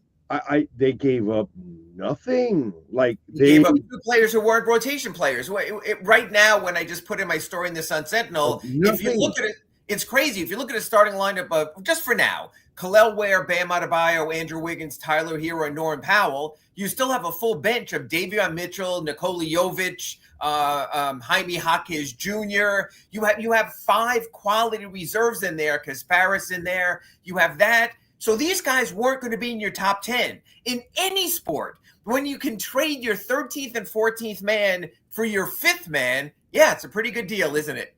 Although he is a first string tweeter. That's the only thing I will say about Kevin Love. That Yes. I mean, we did lose our best tweeter. You Yes, got to admit, we lost our best tweeter. So that they did gain a tweeter over there. I give them credit that they've got a strong. And you know what? tweeter. And a really good guy. Kevin was, we talked about Udonis Haslem moving on and who was going to be in the voice in the locker room. And Bam's a quiet guy. We know that. That's his nature. They didn't have that. Kevin Love became that guy. He became the kind of guy who brought this spirit in the locker room. So we'll miss that. And you know what? Kyle Anderson, for what he was, a throw-in in a trade, gave you some quality moments down the stretch. He's a pros pro. He's a pros pro as a 13th man, so I give him credit. But no, the Heat got better because, oh my God, until today, I was sitting here going, how the hell are they going to score? Now at least they have a chance, they have a chance to score, a bigger guard, a veteran presence. It gets a lot more interesting, that's for sure. Does it get them out of the play-in? We'll be talking about that all summer on the Accurate Pembroke Pines Report. Well, the Heat Nation has been very entertaining over the weekend, even with the desperation of the Dame Lillard talk, which is just ridiculous when he's not available for you for 2 years. I mean, it's just like, why would I want a 36, 37-year-old player 2 years from now? That's kind of silly. And then the Bradley Beal stuff. Now people are thinking that this is a precursor to maybe moving Tyler for picks. And then if Beal becomes available, you can just outright sign Beal, and you're probably not going to have to pay him a ton of money because he's going to be bought out. The guy's making $52 million. He's not going to be hurting for bucks. I'm not as sure about that. I would think the Powell trade kind of precludes the Beal thing because, again, Big O, you're talking about age, you're talking about youth, you're talking about development. So I think you can have a 32-year-old player. You can't have 2 32-year-old players. I don't want to become that team desperately clinging to fight out of the play-in. So I'm not sure this equals Tyler Hero. I think this makes it very less likely there's a Lillard plan a year from now with the Achilles. I think it makes it also less likely that there is a plan for Bradley Beal right now, because I got to tell you something. All this stuff has 2 parts of the equation. If you're Bradley Beal and you want to get out of Phoenix because it didn't work out for you, when you want to show you still can play, are you going to go to the team that has Tyler Hero, that has Norman Powell, that has Kasparis Yakachionis, that has Davion Mitchell, and maybe be the 5th guard? I think that's less likely. Or well, hold on a second. But okay. See, here's I'm not a Beal guy, never have been. You know that. Sure. Now, if you're able to trade Tyler and get some picks, and then you want to fill in with Beal for a year or 2 or something like that for little money. Sure. Kind of understand that one because he's just filling in the space that you need since Tyler's gone, and you picked up picks to make yourself stronger for the future. While I don't think in the big picture it means anything, just like by adding Norman Powell now, big picture, I don't think you're going deep in the playoffs either. But I'm just saying it's better for your future if you are at least trading Tyler for picks.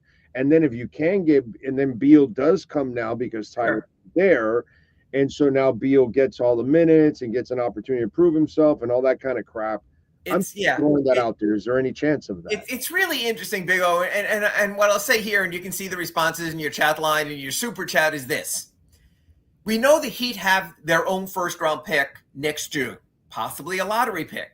So is there, in some people's views, perhaps, that this is sabotaging that? In other words, can the Heat be bad enough? Let's say with a lineup of Bam, Tyler, and Norman Powell, just for argument's sake, but I'll even go to Big O's thought.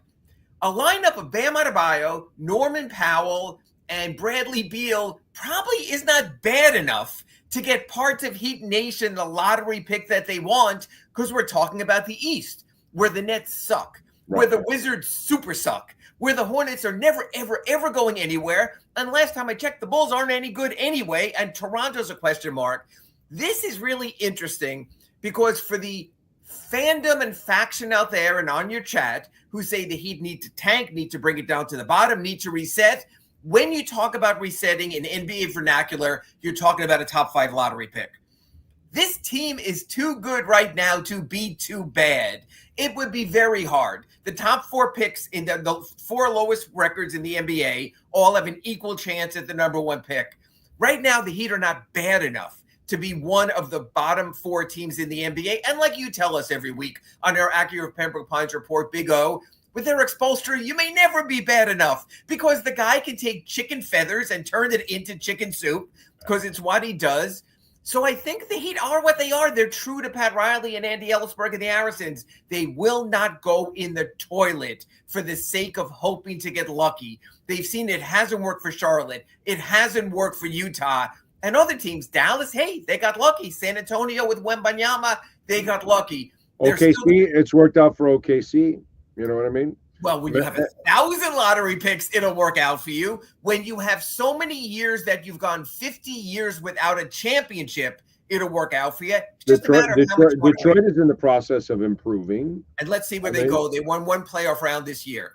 No, they didn't actually. They lost the first round to the Knicks. So I wouldn't even go that far. I mean, they weren't supposed to beat the Knicks. The fact that this is the step that they were supposed to take, that was a huge step for Detroit this year overall. So I'm just saying, listen, if I actually believe the Heat can draft now. Mm-hmm. So I think if you do get a bunch of picks, I think they will find a diamond in the rough. I really believe that. 4 in a row. Sure. They find guys, okay, that haven't become a star yet, but I think if you have that fishnet approach and you have many picks, I just think eventually you're going to land another one of those kind of cats. And then all of a sudden you've turned your franchise around and now you've got that building block for a long time to come. And that's just something that they don't have right now. And you're not really going to get there with this. But in the other way, at least you give yourself a chance. I don't like the defeatist attitude that, oh, well, it doesn't work for these other teams. Well, you're not these other teams. You're the Miami Heat. You're a damn great organization, but you have failed to adjust to the way the rules are nowadays. And I keep thinking this whole thing about Riley's age is screwing everything up because he's not willing to do the hard stuff, which is the hard reset, because he doesn't have time for that. But I'm sorry, that's what's best for the organization. And there's plenty of safeguards there with the Arisons and with Eric Spoelstra planning to be here for a while. The Arisons see a future. Eric Spoelstra sees a future. Here's the other part. Let's turn around what we just said. And this is something worth considering in this time, in this moment, in this place. With a lineup of Ware, Adebayo, Wiggins, Hero, Norman Powell, with a quality 6th man in Davion Mitchell, a quality 7th man in Nikola Jovic. Big O, let's look at the Eastern Conference right now, where you have the Cavaliers resetting a bit, where you know Indiana is down. They lost Miles Turner and Halliburton out for the season, where God bless him, but Mike Brown is a potential championship coach I'm still not so sure about when you're talking about the Knicks. And what I'm saying is this.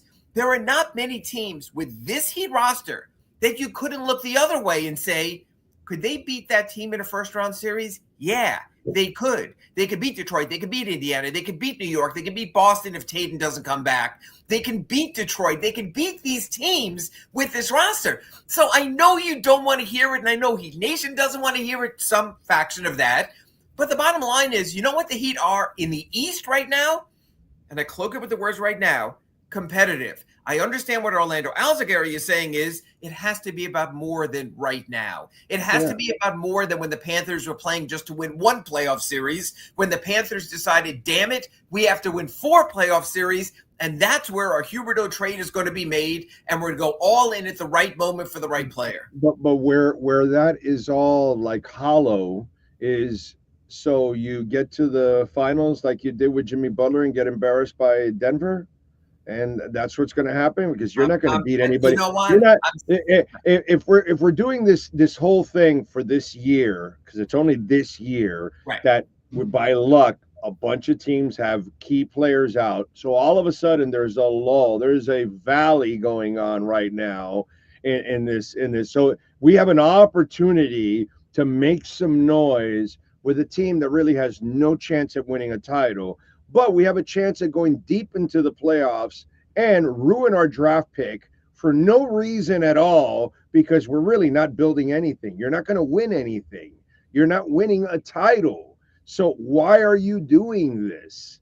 That's the part that I don't understand. I'd rather try to build to win everything. He lived to be competitive. Even the people I've spoken to just since this trade has been made on Monday go to me, wait a minute, this is what they're going back in the luxury tax for? This is what they're going in the repeater tax for? They're just getting in this cycle of competitiveness. But you know what? This is who these people are. It's not because Pat Riley is 80. This is who Pat Riley was when he was 70. It's not because Nick Harrison is moving into a more of a leadership role. The rules were different then, buddy. The rules were different and that's then. A very good point. But the Heat will tell you, just like I tell you every week here, that Eric Spoelstra will find a way. I do firmly believe. That's so unfair to him. I do believe, so Big O. Unfair to him. I believe that Andy Ellisberg also will always find a way. I believe Andy Ellisberg's genius with manipulation of money is similar to Eric Spoelstra's genius with manipulation of coaching styles. I would put it this way, Big O. I feel more comfortable putting my faith in those two than a lot of other people in the sporting realm. I understand that. Dude, I understand that. I love the team. I love the front office and the ownership group, but they're in a rut right now because they're not willing to do what it takes. And like, okay, you saw that discussion with what's it called, with Levitard, that they were talking about how the Arisons are kind of telling Riley what to do. And this is, I know. Okay, so this is one of the things that I've brought up to you, because if the Arisons aren't willing to tear it all the way down, then they're not willing to deal with what comes with that. That, yeah, maybe less fans and less interest and less money is going to be coming in. But it is what you have to do in today's NBA to try to turn the thing around. And I understand that. The NBA 10, 15, 20 years ago. And Nick Harrison for decades. So either we have Riley not wanting to do it for age or time, or we have the Arisons not willing to do it because of frugalness or whatever you want. Financials. Nick Harrison has been the final sign-off before his dad on the financials for almost 2 decades now. That's what he does. But they also have worked with the basketball side for what the basketball side does, because you don't want to have a talent like Eric Spoelstra and give him absolute nothing to work with. He's better than that. He deserves better than that. That's what today's move with Norman Powell does. That's what the draft move did at number 20. So you have to find a medium there. They just are not. You and I could talk till you were blue in the face about the Heat having to tear it down and having to go to the lottery and having to have a 15-win season, and Big O, Orlando Alzagari. It's just not happening.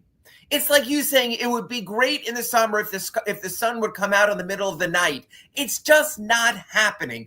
So when I'm telling you, my job at the Fort Lauderdale Sun-Sentinel, the South Florida Sun-Sentinel, is to deal with the reality of the situation at hand. And the Heat's reality is they will, come hell or high water, try to give you a competitive product every single season. Is it the right way? Is it the best way? Is it the most expedient way? No. But you deal with who they are. You and I have both been married a long time. We know who our wives are and what they like. We know there's certain things we can change and there's certain things we can change. Right. For me and the Heat, it's the same way. I just know who they are, so I start from that baseline and understand going forward there. Nick Harrison and Mickey Harrison haven't changed. Pat Riley hasn't changed. Eric Spoelstra hasn't changed. Andy Ellisberg hasn't changed. And the people in the organization haven't changed. So, Big O, I'm going to work off that baseline. I know who they are. Yeah, that is very true. All right. Dude, the Yakuchonis stuff. This is just stupid, ignorant, ridiculous. Thank you. Jesus Christ, dude. And I get it in my Ask Ira mailbag. Two summer league games. Of summer league game. It's just absurd. Oh, my God, bro. Give the kid a chance to grow. He's 19. He doesn't even know what this world is like. And he's not playing with good players. You know what, Big O? Some of the best players only look good around good players because that's what they expect to be around. I think it'll look completely different in training camp. I think it might look different in Vegas when there's better opponents there also. I think it'll look good. I think it'll look different 2 years from now, dude. Please. 2 months from now, 2 weeks from now, give the kid a chance. It's like, oh, this guy's a buster. I mean, when I got my mailbag yesterday and I did my Ask Ira at sunsentinel.com, it was like, it was like my head exploded. People, appreciate the moment of what this is. And here's what's changed, Big O. I have been covering Summer League now for 3 decades. I used to go to Long Beach, talk to Stan Van Gundy there when it started before there was a Las Vegas Summer League. But now we're televising the games. We're making them made-for-TV events. These are glorified practices. This is like Jim from Pembroke Pines emailing me and saying, the Heat didn't look good at practice today. No, you're seeing the kind of stuff that teams generally had done for years behind the scenes. Right. So you know what? Take it for what it's worth. It's a glorified practice session to cycle through players you likely 85% of them will never see again. But you will see Kasparis in the right situation, under the right coaching, God bless Eric Glass, with the right system, God bless Eric Spoelstra, and it'll change. People, take a chill pill, please. Well, but this is partially the Heat's fault. Because of the position they're in, because they desperately need to turn things around, and they look so middling, and that's what they've looked for the last couple of years. Mm-hmm. Now, all of a sudden, the draft picks become even more of a focal point because you need saviors. And so all of a sudden, the 20th pick, this is not the second pick in the draft, this is not the first pick, this is not the 5th pick, which you could look at those kind of guys like, hey, they might be a savior for us. Mm-hmm. The 20th pick is never anyone's savior in the NBA, especially a baby-faced 19-year-old. Especially not right away. I mean, give me a break, dude. So it's just ridiculous, bro. It's just ridiculous. But when we televise everything, that's what you get. This is like televising the rehearsal for a Broadway play on the first read-through. But that's what we do because television sports is so desperate for product. They not only show the Las Vegas Summer League, they show the warm-ups for the Las Vegas Summer League. Big O, this is your exact perspective. If the Panthers workouts right now with their draft picks were being televised, people would go, oh, the Panthers look terrible. Look, they don't have anything. Right. It's all perspective. Appreciate what you are watching. Yeah. The only thing is that when the Panthers are right now, you're watching, you're like, oh, well, they're young and we don't need them right now anyway. And that's what you would be saying when you had the big three. Oh, okay, yeah, we don't need them right now. But the problem is now you need them. But Monday's trade, and it just adds more to it. But Monday's trade reduced that need until Monday. Until they got Norman Powell, you would have seen Kasparis in a much bigger role. Now, all of a sudden, when I look at my depth chart, he's 8th or 9th man behind Davion Mitchell, behind Nikola Jovic. And honestly, if Jaime Jaquez Jr. or Hayward Highsmith do anything, he might be 9th or 10th man, and that's fine. So, folks, look at him more like a 4th-line winger than expecting, oh, he's going to be the guy. No. Cooper Flagg is going to be the guy. Everyone else, we have to wait. Dylan Harper is going to be the guy. Number 20 might become the guy. That's why you got to tune in every week for the Accurate Pembroke Pines report. By the way, did you see that 7-team trade coming? Holy shit, dude. Well, that's just everyone wants to avoid becoming hard capped, and it's just all the manipulation. This is becoming a league of accountants. Yeah. Yeah, that's, wow, dude, 17. That's crazy. All right, what do you got going on this Sentinel? I got trade stories. I got Norman Powell. I'll be updating. I updated how with this deal, it looks like Bradley Beal's a lot less likely. I asked people to take a chill pill with even Khalil Ware's play in Summer League. Although, if there's a concern, my concern is a playoff starting center has looked so bad in the first 2 games. That does matter. He's supposed to be dominating Summer League. This kid needs to have a game, whether it's Tuesday in San Francisco against the Warriors or in Vegas. I need to at least get one moment from Khalil Ware where I say, yeah, that's the next step. That's a legitimate gripe. That's a legitimate gripe right there. Absolutely. That one. The Yakuchonis one, none of you have any right to do that. but you can pick on color wear. Although I noticed that it's kind of like it was like if it was a law firm, the law firm of Yakuchonis, Warren, and Gardner all shared 5 turnovers each yesterday. So. And 2 of 3 you will never hear from again. So welcome to Summerlink, have perspective. And next week when I join you, Big O, it'll be from Las Vegas. A little bit of a time difference. We should have a lot more read on this roster. All right. Follow him on Twitter at Ira Heatbeat and subscribe to the South Florida Sun Sentinel. Ira, thank you very much, sir. Pleasure. Thank you. You got it. Acura of Pembroke Pines, 15601 Pines Boulevard, just off of I-75 in Pines. And tell them that Big O sent you, man. Larry Schlossberg, Pat Nasto, Tony Stampone. I just saw Larry jamming on Friday. He was jamming with his band, Doors Alive. You could get the Integra right now, 2025 model, $299 a month. $299 a month. That's a steal. It's like stealing Norman Powell. 3.9% financing for 60 months. The ADX, that's a brand new model, $349 a month. It is beautiful too, by the way. You got to check out the ADX. 4.9% financing for 60 months. The 2024 ZDX, we still have a few models left, $469 a month, 0% financing for 72 months. The RDX 2025 model, $419 a month, 4.9% financing for 60 months. And Acuras are made here in the USA, so you're able to save yourself some money. Tariff free. There you go. 15601 Pines Boulevard. Tell Larry Schlossberg and Pat Nasto and Tony Stampone that Big O sent you, and they'll take care of you at Craig Zinn's Acura of Pembroke Pines. You've been listening to the Acura of Pembroke Pines Miami Heat and NBA Report with Ira Winderman. When you're looking for award-winning service and great deals from the #1 volume Acura sales dealership in the Southeast United States, you go to Craig Zinn Acura of Pembroke Pines at 15601 Pines Boulevard in Pembroke Pines. Right. Thank you all out there, as always, for tuning in, for supporting us. Please hit the like button. Very important that you hit the like button, okay? Bitcoin's at 108,477. See if we can break the all-time high, man. Anyway, by the way, our thoughts and prayers to everyone in Texas and Kerrville.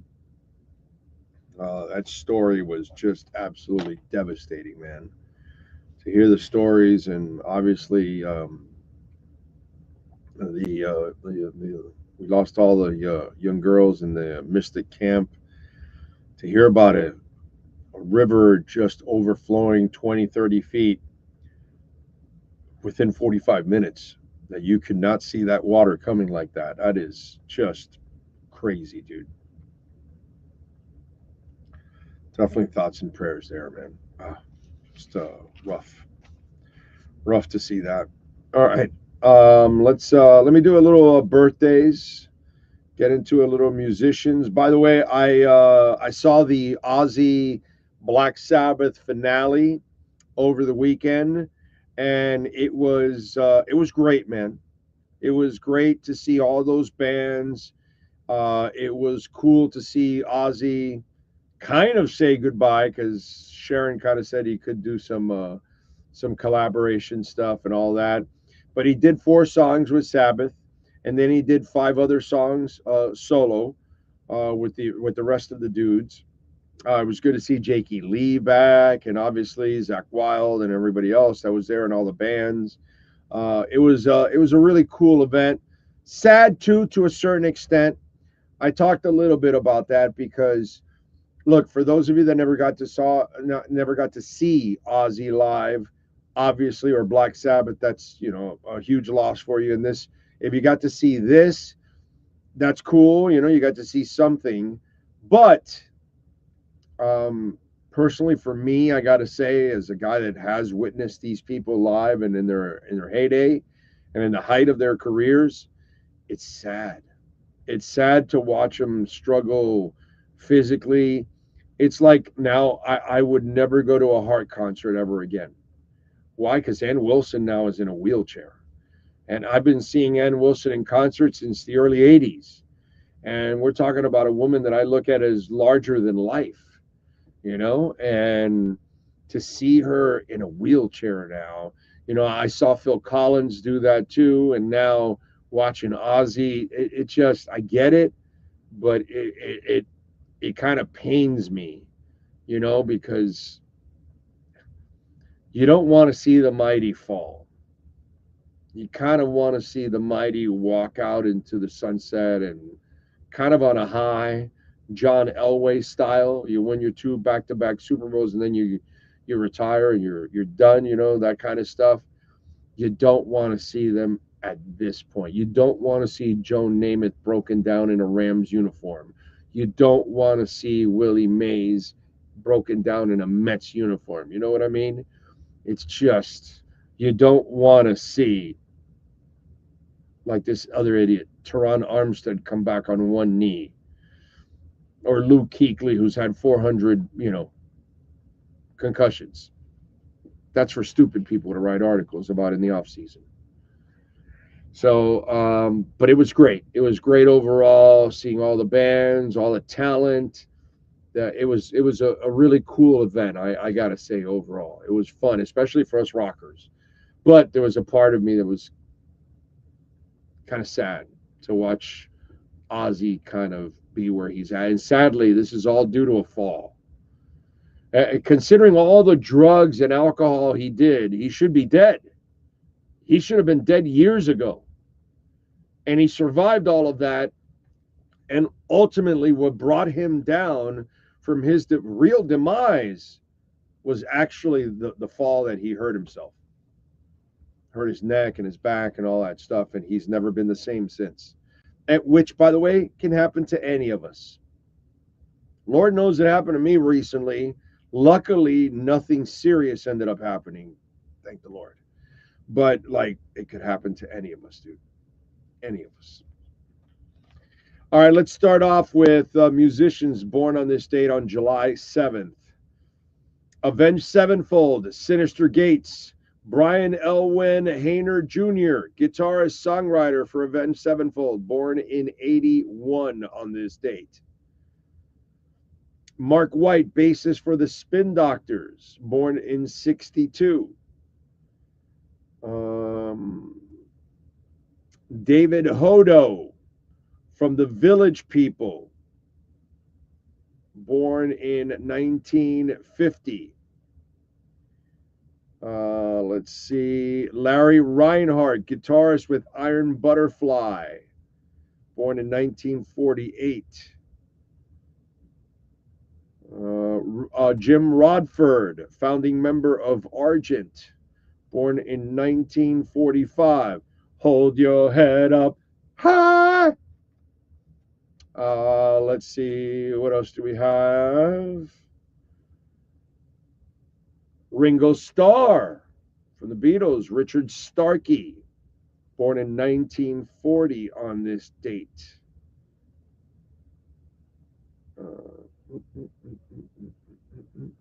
Joe Zawinul, pianist with the Weather Report, born in 1932.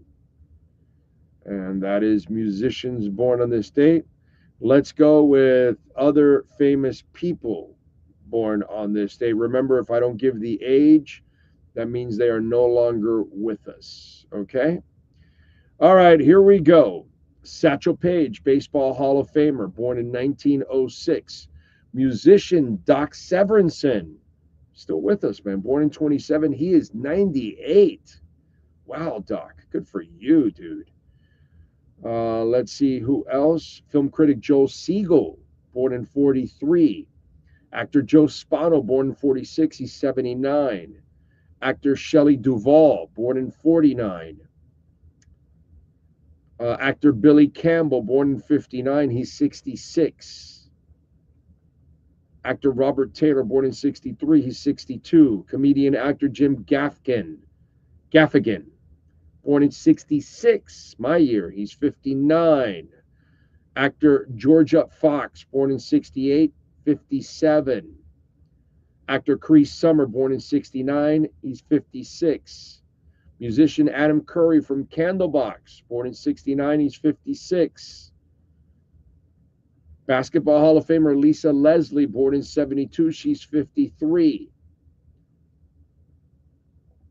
Actress Bernice Bejo, born in 76, she's 49. Figure Skating Hall of Famer Michelle Kwan, born in 1980, she's 45. Musician Ali Brooke Hernandez from Fifth Harmony, born in 93, she's 32. And that is it. Sean Stanley, do you have wrestlers born on this date, sir? Absolutely no wrestler was born on July 7th, 2025. At least anyone that is of relevance.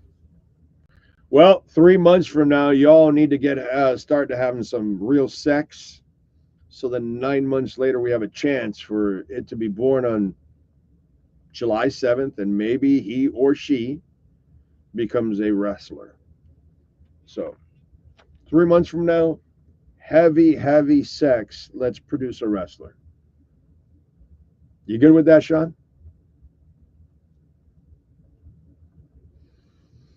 All right, in 67, let's start off with music history. What you're wondering what happened today in music history? Did anything serious happen today in music history? Well, in 67, the Monkees began their U.S. tour with Jimi Hendrix opening up.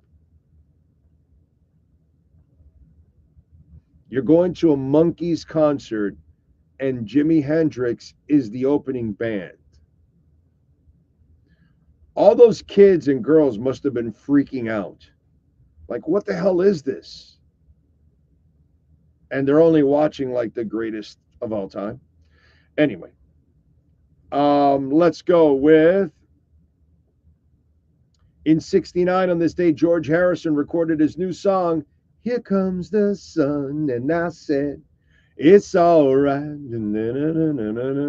With two other Beatles, Paul McCartney and Ringo Starr at Abbey Road in London, John Lennon was absent, recovering from a car crash in Scotland.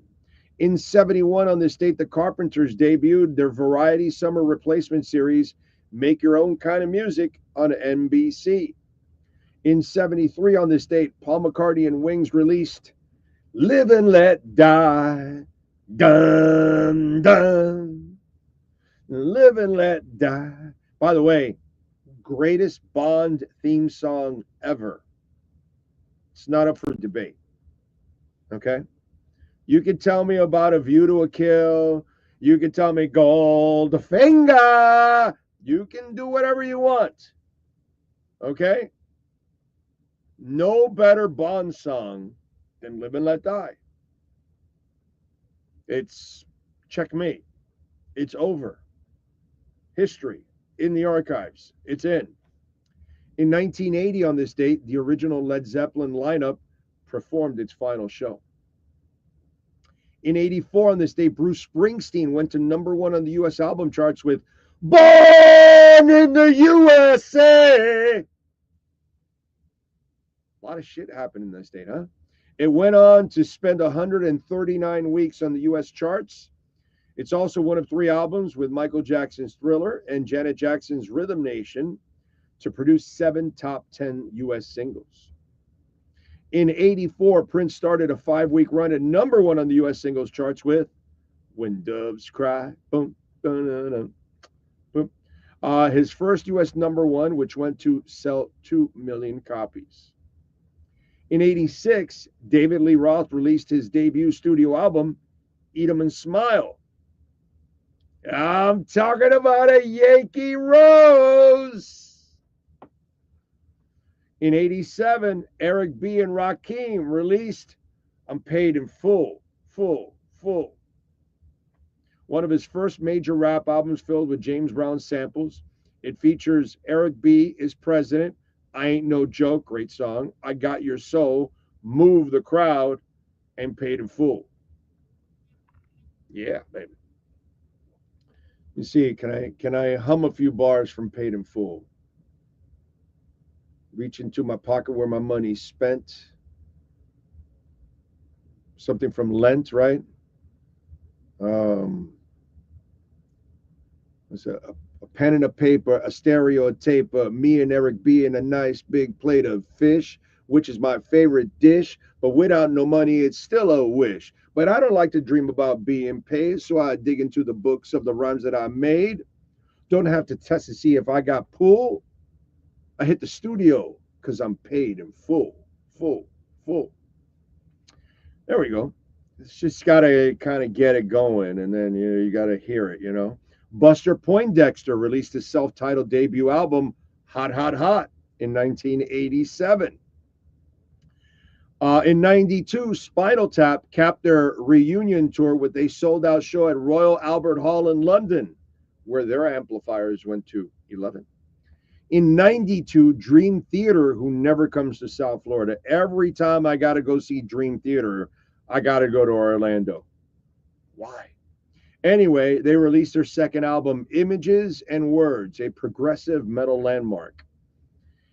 In 98, Bear Lake in the 80s released their fourth studio album, Stunt. It was the Canadian band's breakthrough album in the U.S., where it landed number 3 on the Billboard 200 charts.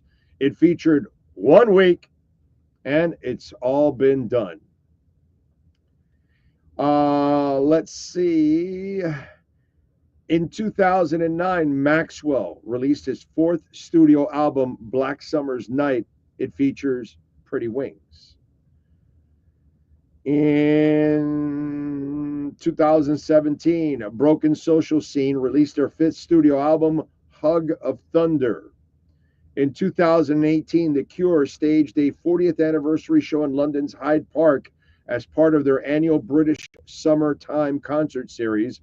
Frontman Robert Smith chose the lineup. Opening acts included Slow Dive, Editors, Ride, Interpol, Goldfrapp, and The Twilight Sad. And that's what happened today in music history.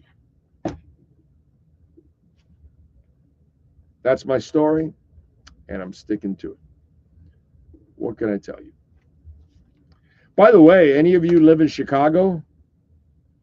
You got like some cool ass shit going on in Chicago. They got this thing called the Chicago River Concerts. And and people are hanging out all over a bridge and under the bridge and around it. And then there's this like round giant pylon that comes out of the water. And it's giant enough that an entire band fits on it. So they've got to like float over on a raft over to it and then climb up on it, and then they set up their equipment and they play, and it's a free concert series. And apparently there's a guy named the River King there in Chicago, and he puts the word out and stuff. But I don't, I'm sure it's like local bands, nothing anything real crazy, because obviously if not, then the crowds would get kind of crazy, and then people would get bent out of shape.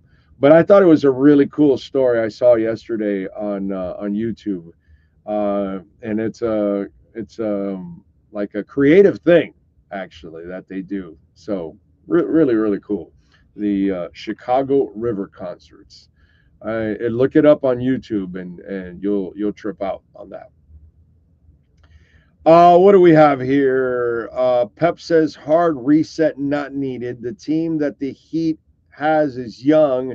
They can improve. Powell will make noise in the Eastern Conference. They can make a first round run. I enjoyed getting to the finals. Yeah, I understand what you're saying, but you've got no shot at winning a title here. But I mean, whatever. If you want to hang on to just being somewhat relevant, go for it. Knock yourselves out. Let's see. What up? Oh, checking in from LA. Thank you. Think Blue Dodgers. No, we don't give Mexico any victory cigars on this show. No. Guns N' Roses, too, has a 5-member band, no less. Pretty cool stuff. Big O, yesterday was the actor who played Sonny's birthday in The Godfather, R.I.P. Oh, you talk about James Caan? Right? Yes. Hell of an actor, by the way. Rakim is one of the best. Yes, he is. He is fire, since it ends with that. I'm fond of GoldenEye. Okay, but it's still not better than Live and Let Die. You can be fond of it.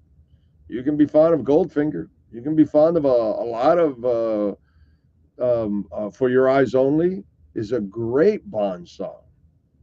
You know what I'm saying? There's a lot of good Bond songs. But Live and Let Die,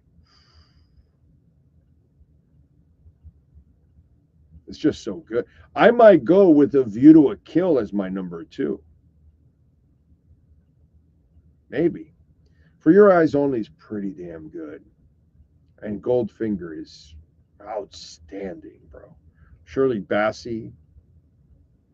By the way, Jimmy Page and John Paul Jones are in that song. Goldfinger. That song, the guy that plays the guitar and the guy that plays the bass is Led Zeppelin. That's when they were studio musicians. Before they became Led Zeppelin, they did that on the side. I didn't know that until I watched Becoming Led Zeppelin over the weekend. Okay? Those two guys I had no idea that they were in Goldfinger. None whatsoever. Jimmy Page and John Paul Jones, session musicians for Shirley Bassey and Goldfinger. That's freaking awesome, dude. That blew me away. I was like, some of those nuggets are really, really good from the show. You know, it's too damn long, but you know, it is what it is. Oh, did you know who wrote GoldenEye? Oh God, GoldenEye. Is that the Sheryl Crow one? GoldenEye?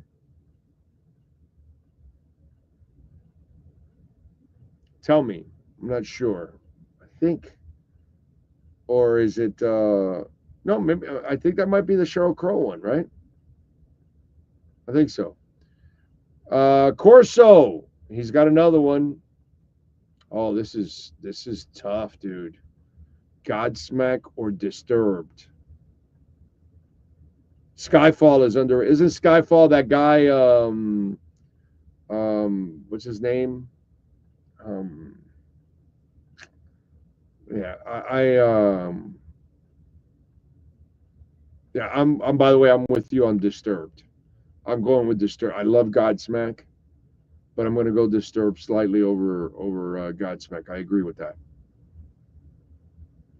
Tina Turner sang on GoldenEye, written by Bono and The Edge. There you go.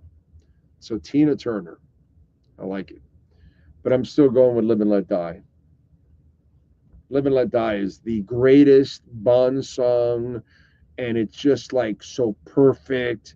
It goes with the movie. Just, man, it is. It's one. It's not just the best Bond song. It's one of the greatest movie theme songs of all time, period. It's right up there. I don't know. Maybe not number one of all time, but it is one of the best of all time. For me, at least, personally.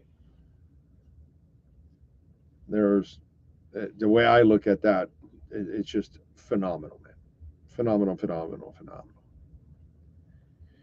All right, what else do we have going on in the world of sports? I don't see any breaking news. Oh, by the way, we have Bitcoin right now. It's kind of stuck in the 108, 109 area. 108.243 right now. Well, actually 321 now. It's up to 108, 300, but it's kind of been going back and forth there. And I'm expecting now that they've passed, obviously with the whole threats of more tariffs and all that, I think that kind of slowed things down because it's kind of what goes on. But eventually, in the next couple of weeks here, I think we're going to start ripping. And over the next couple of months, we're going to start ripping violently. And I've been telling you this for a while. Samson Mao knows a lot more than I ever will about Bitcoin. Okay? A lot more than I ever will about Bitcoin. And I've told you what you need to do. Well, here's what Samson Mao is telling you, what he is expecting from Bitcoin. Sean Stanley, please play Samson Mao for the folks. This dude is smart as hell. If you look at the failure of fiat currencies, they don't gradually fail. They fail spectacularly. And this is the premise behind the 1 million Bitcoin call, that it's not going to be a gradual, slow increase to $1 million a coin, but rather a very short and violent upheaval that sends us there in a matter of months, weeks to months. And if you look at the hyper-Bitcoinization landscape, what you do see is more and more countries coming out and mining Bitcoin. Bhutan, I think, is the clearest example of this. They have close to $1 trillion now in Bitcoin holdings from mining over the past 4 to 5 years. So if this is not an indication that hyper-Bitcoinization is coming, I'm not really sure what is. But countries that have excess energy, they can tap into that now and convert that into money and use that money for financing lots of different things. I believe we're also on the verge of countries issuing debt, sovereign debt, to buy Bitcoin. So the Bitcoin bond program, it is going to come simply because the MicroStrategy model has illustrated that this works, and it works very well. And it's just simply a matter of time before a country pulls that trigger and unleashes a torrent of sovereign debt to acquire Bitcoin. Very, very interesting. So he expects it to be weeks and months of violent rips to 1 million. That's insane. And if it happens, be prepared, ladies and gentlemen. Be prepared. Anyway, we thank Ira Winderman. We thank the amazing Sean Stanley. We thank all of you out there who tuned in. Thank you. Please smash the hell out of the like button before you go, or whenever you're watching or downloading the show or whatever it is. Visit our great sponsors, whether it's Welt and Rayom. If you need great lawyers, Jeff Welt and Daniel Rayom can help you out. 954-966-4646. And if you're getting ready for the Dolphin season coming up or the Canes season coming up, go to Caneswear, check out all the gear. You can get 10% off. Use our code BIG010. You want to get some Panthers championship gear, go to Caneswear, get 10% off. Use our code BIG010. Go out there, check it out. 2655 South University Drive in Davie. We shall see you all tomorrow. Same time, same place, same bad channel.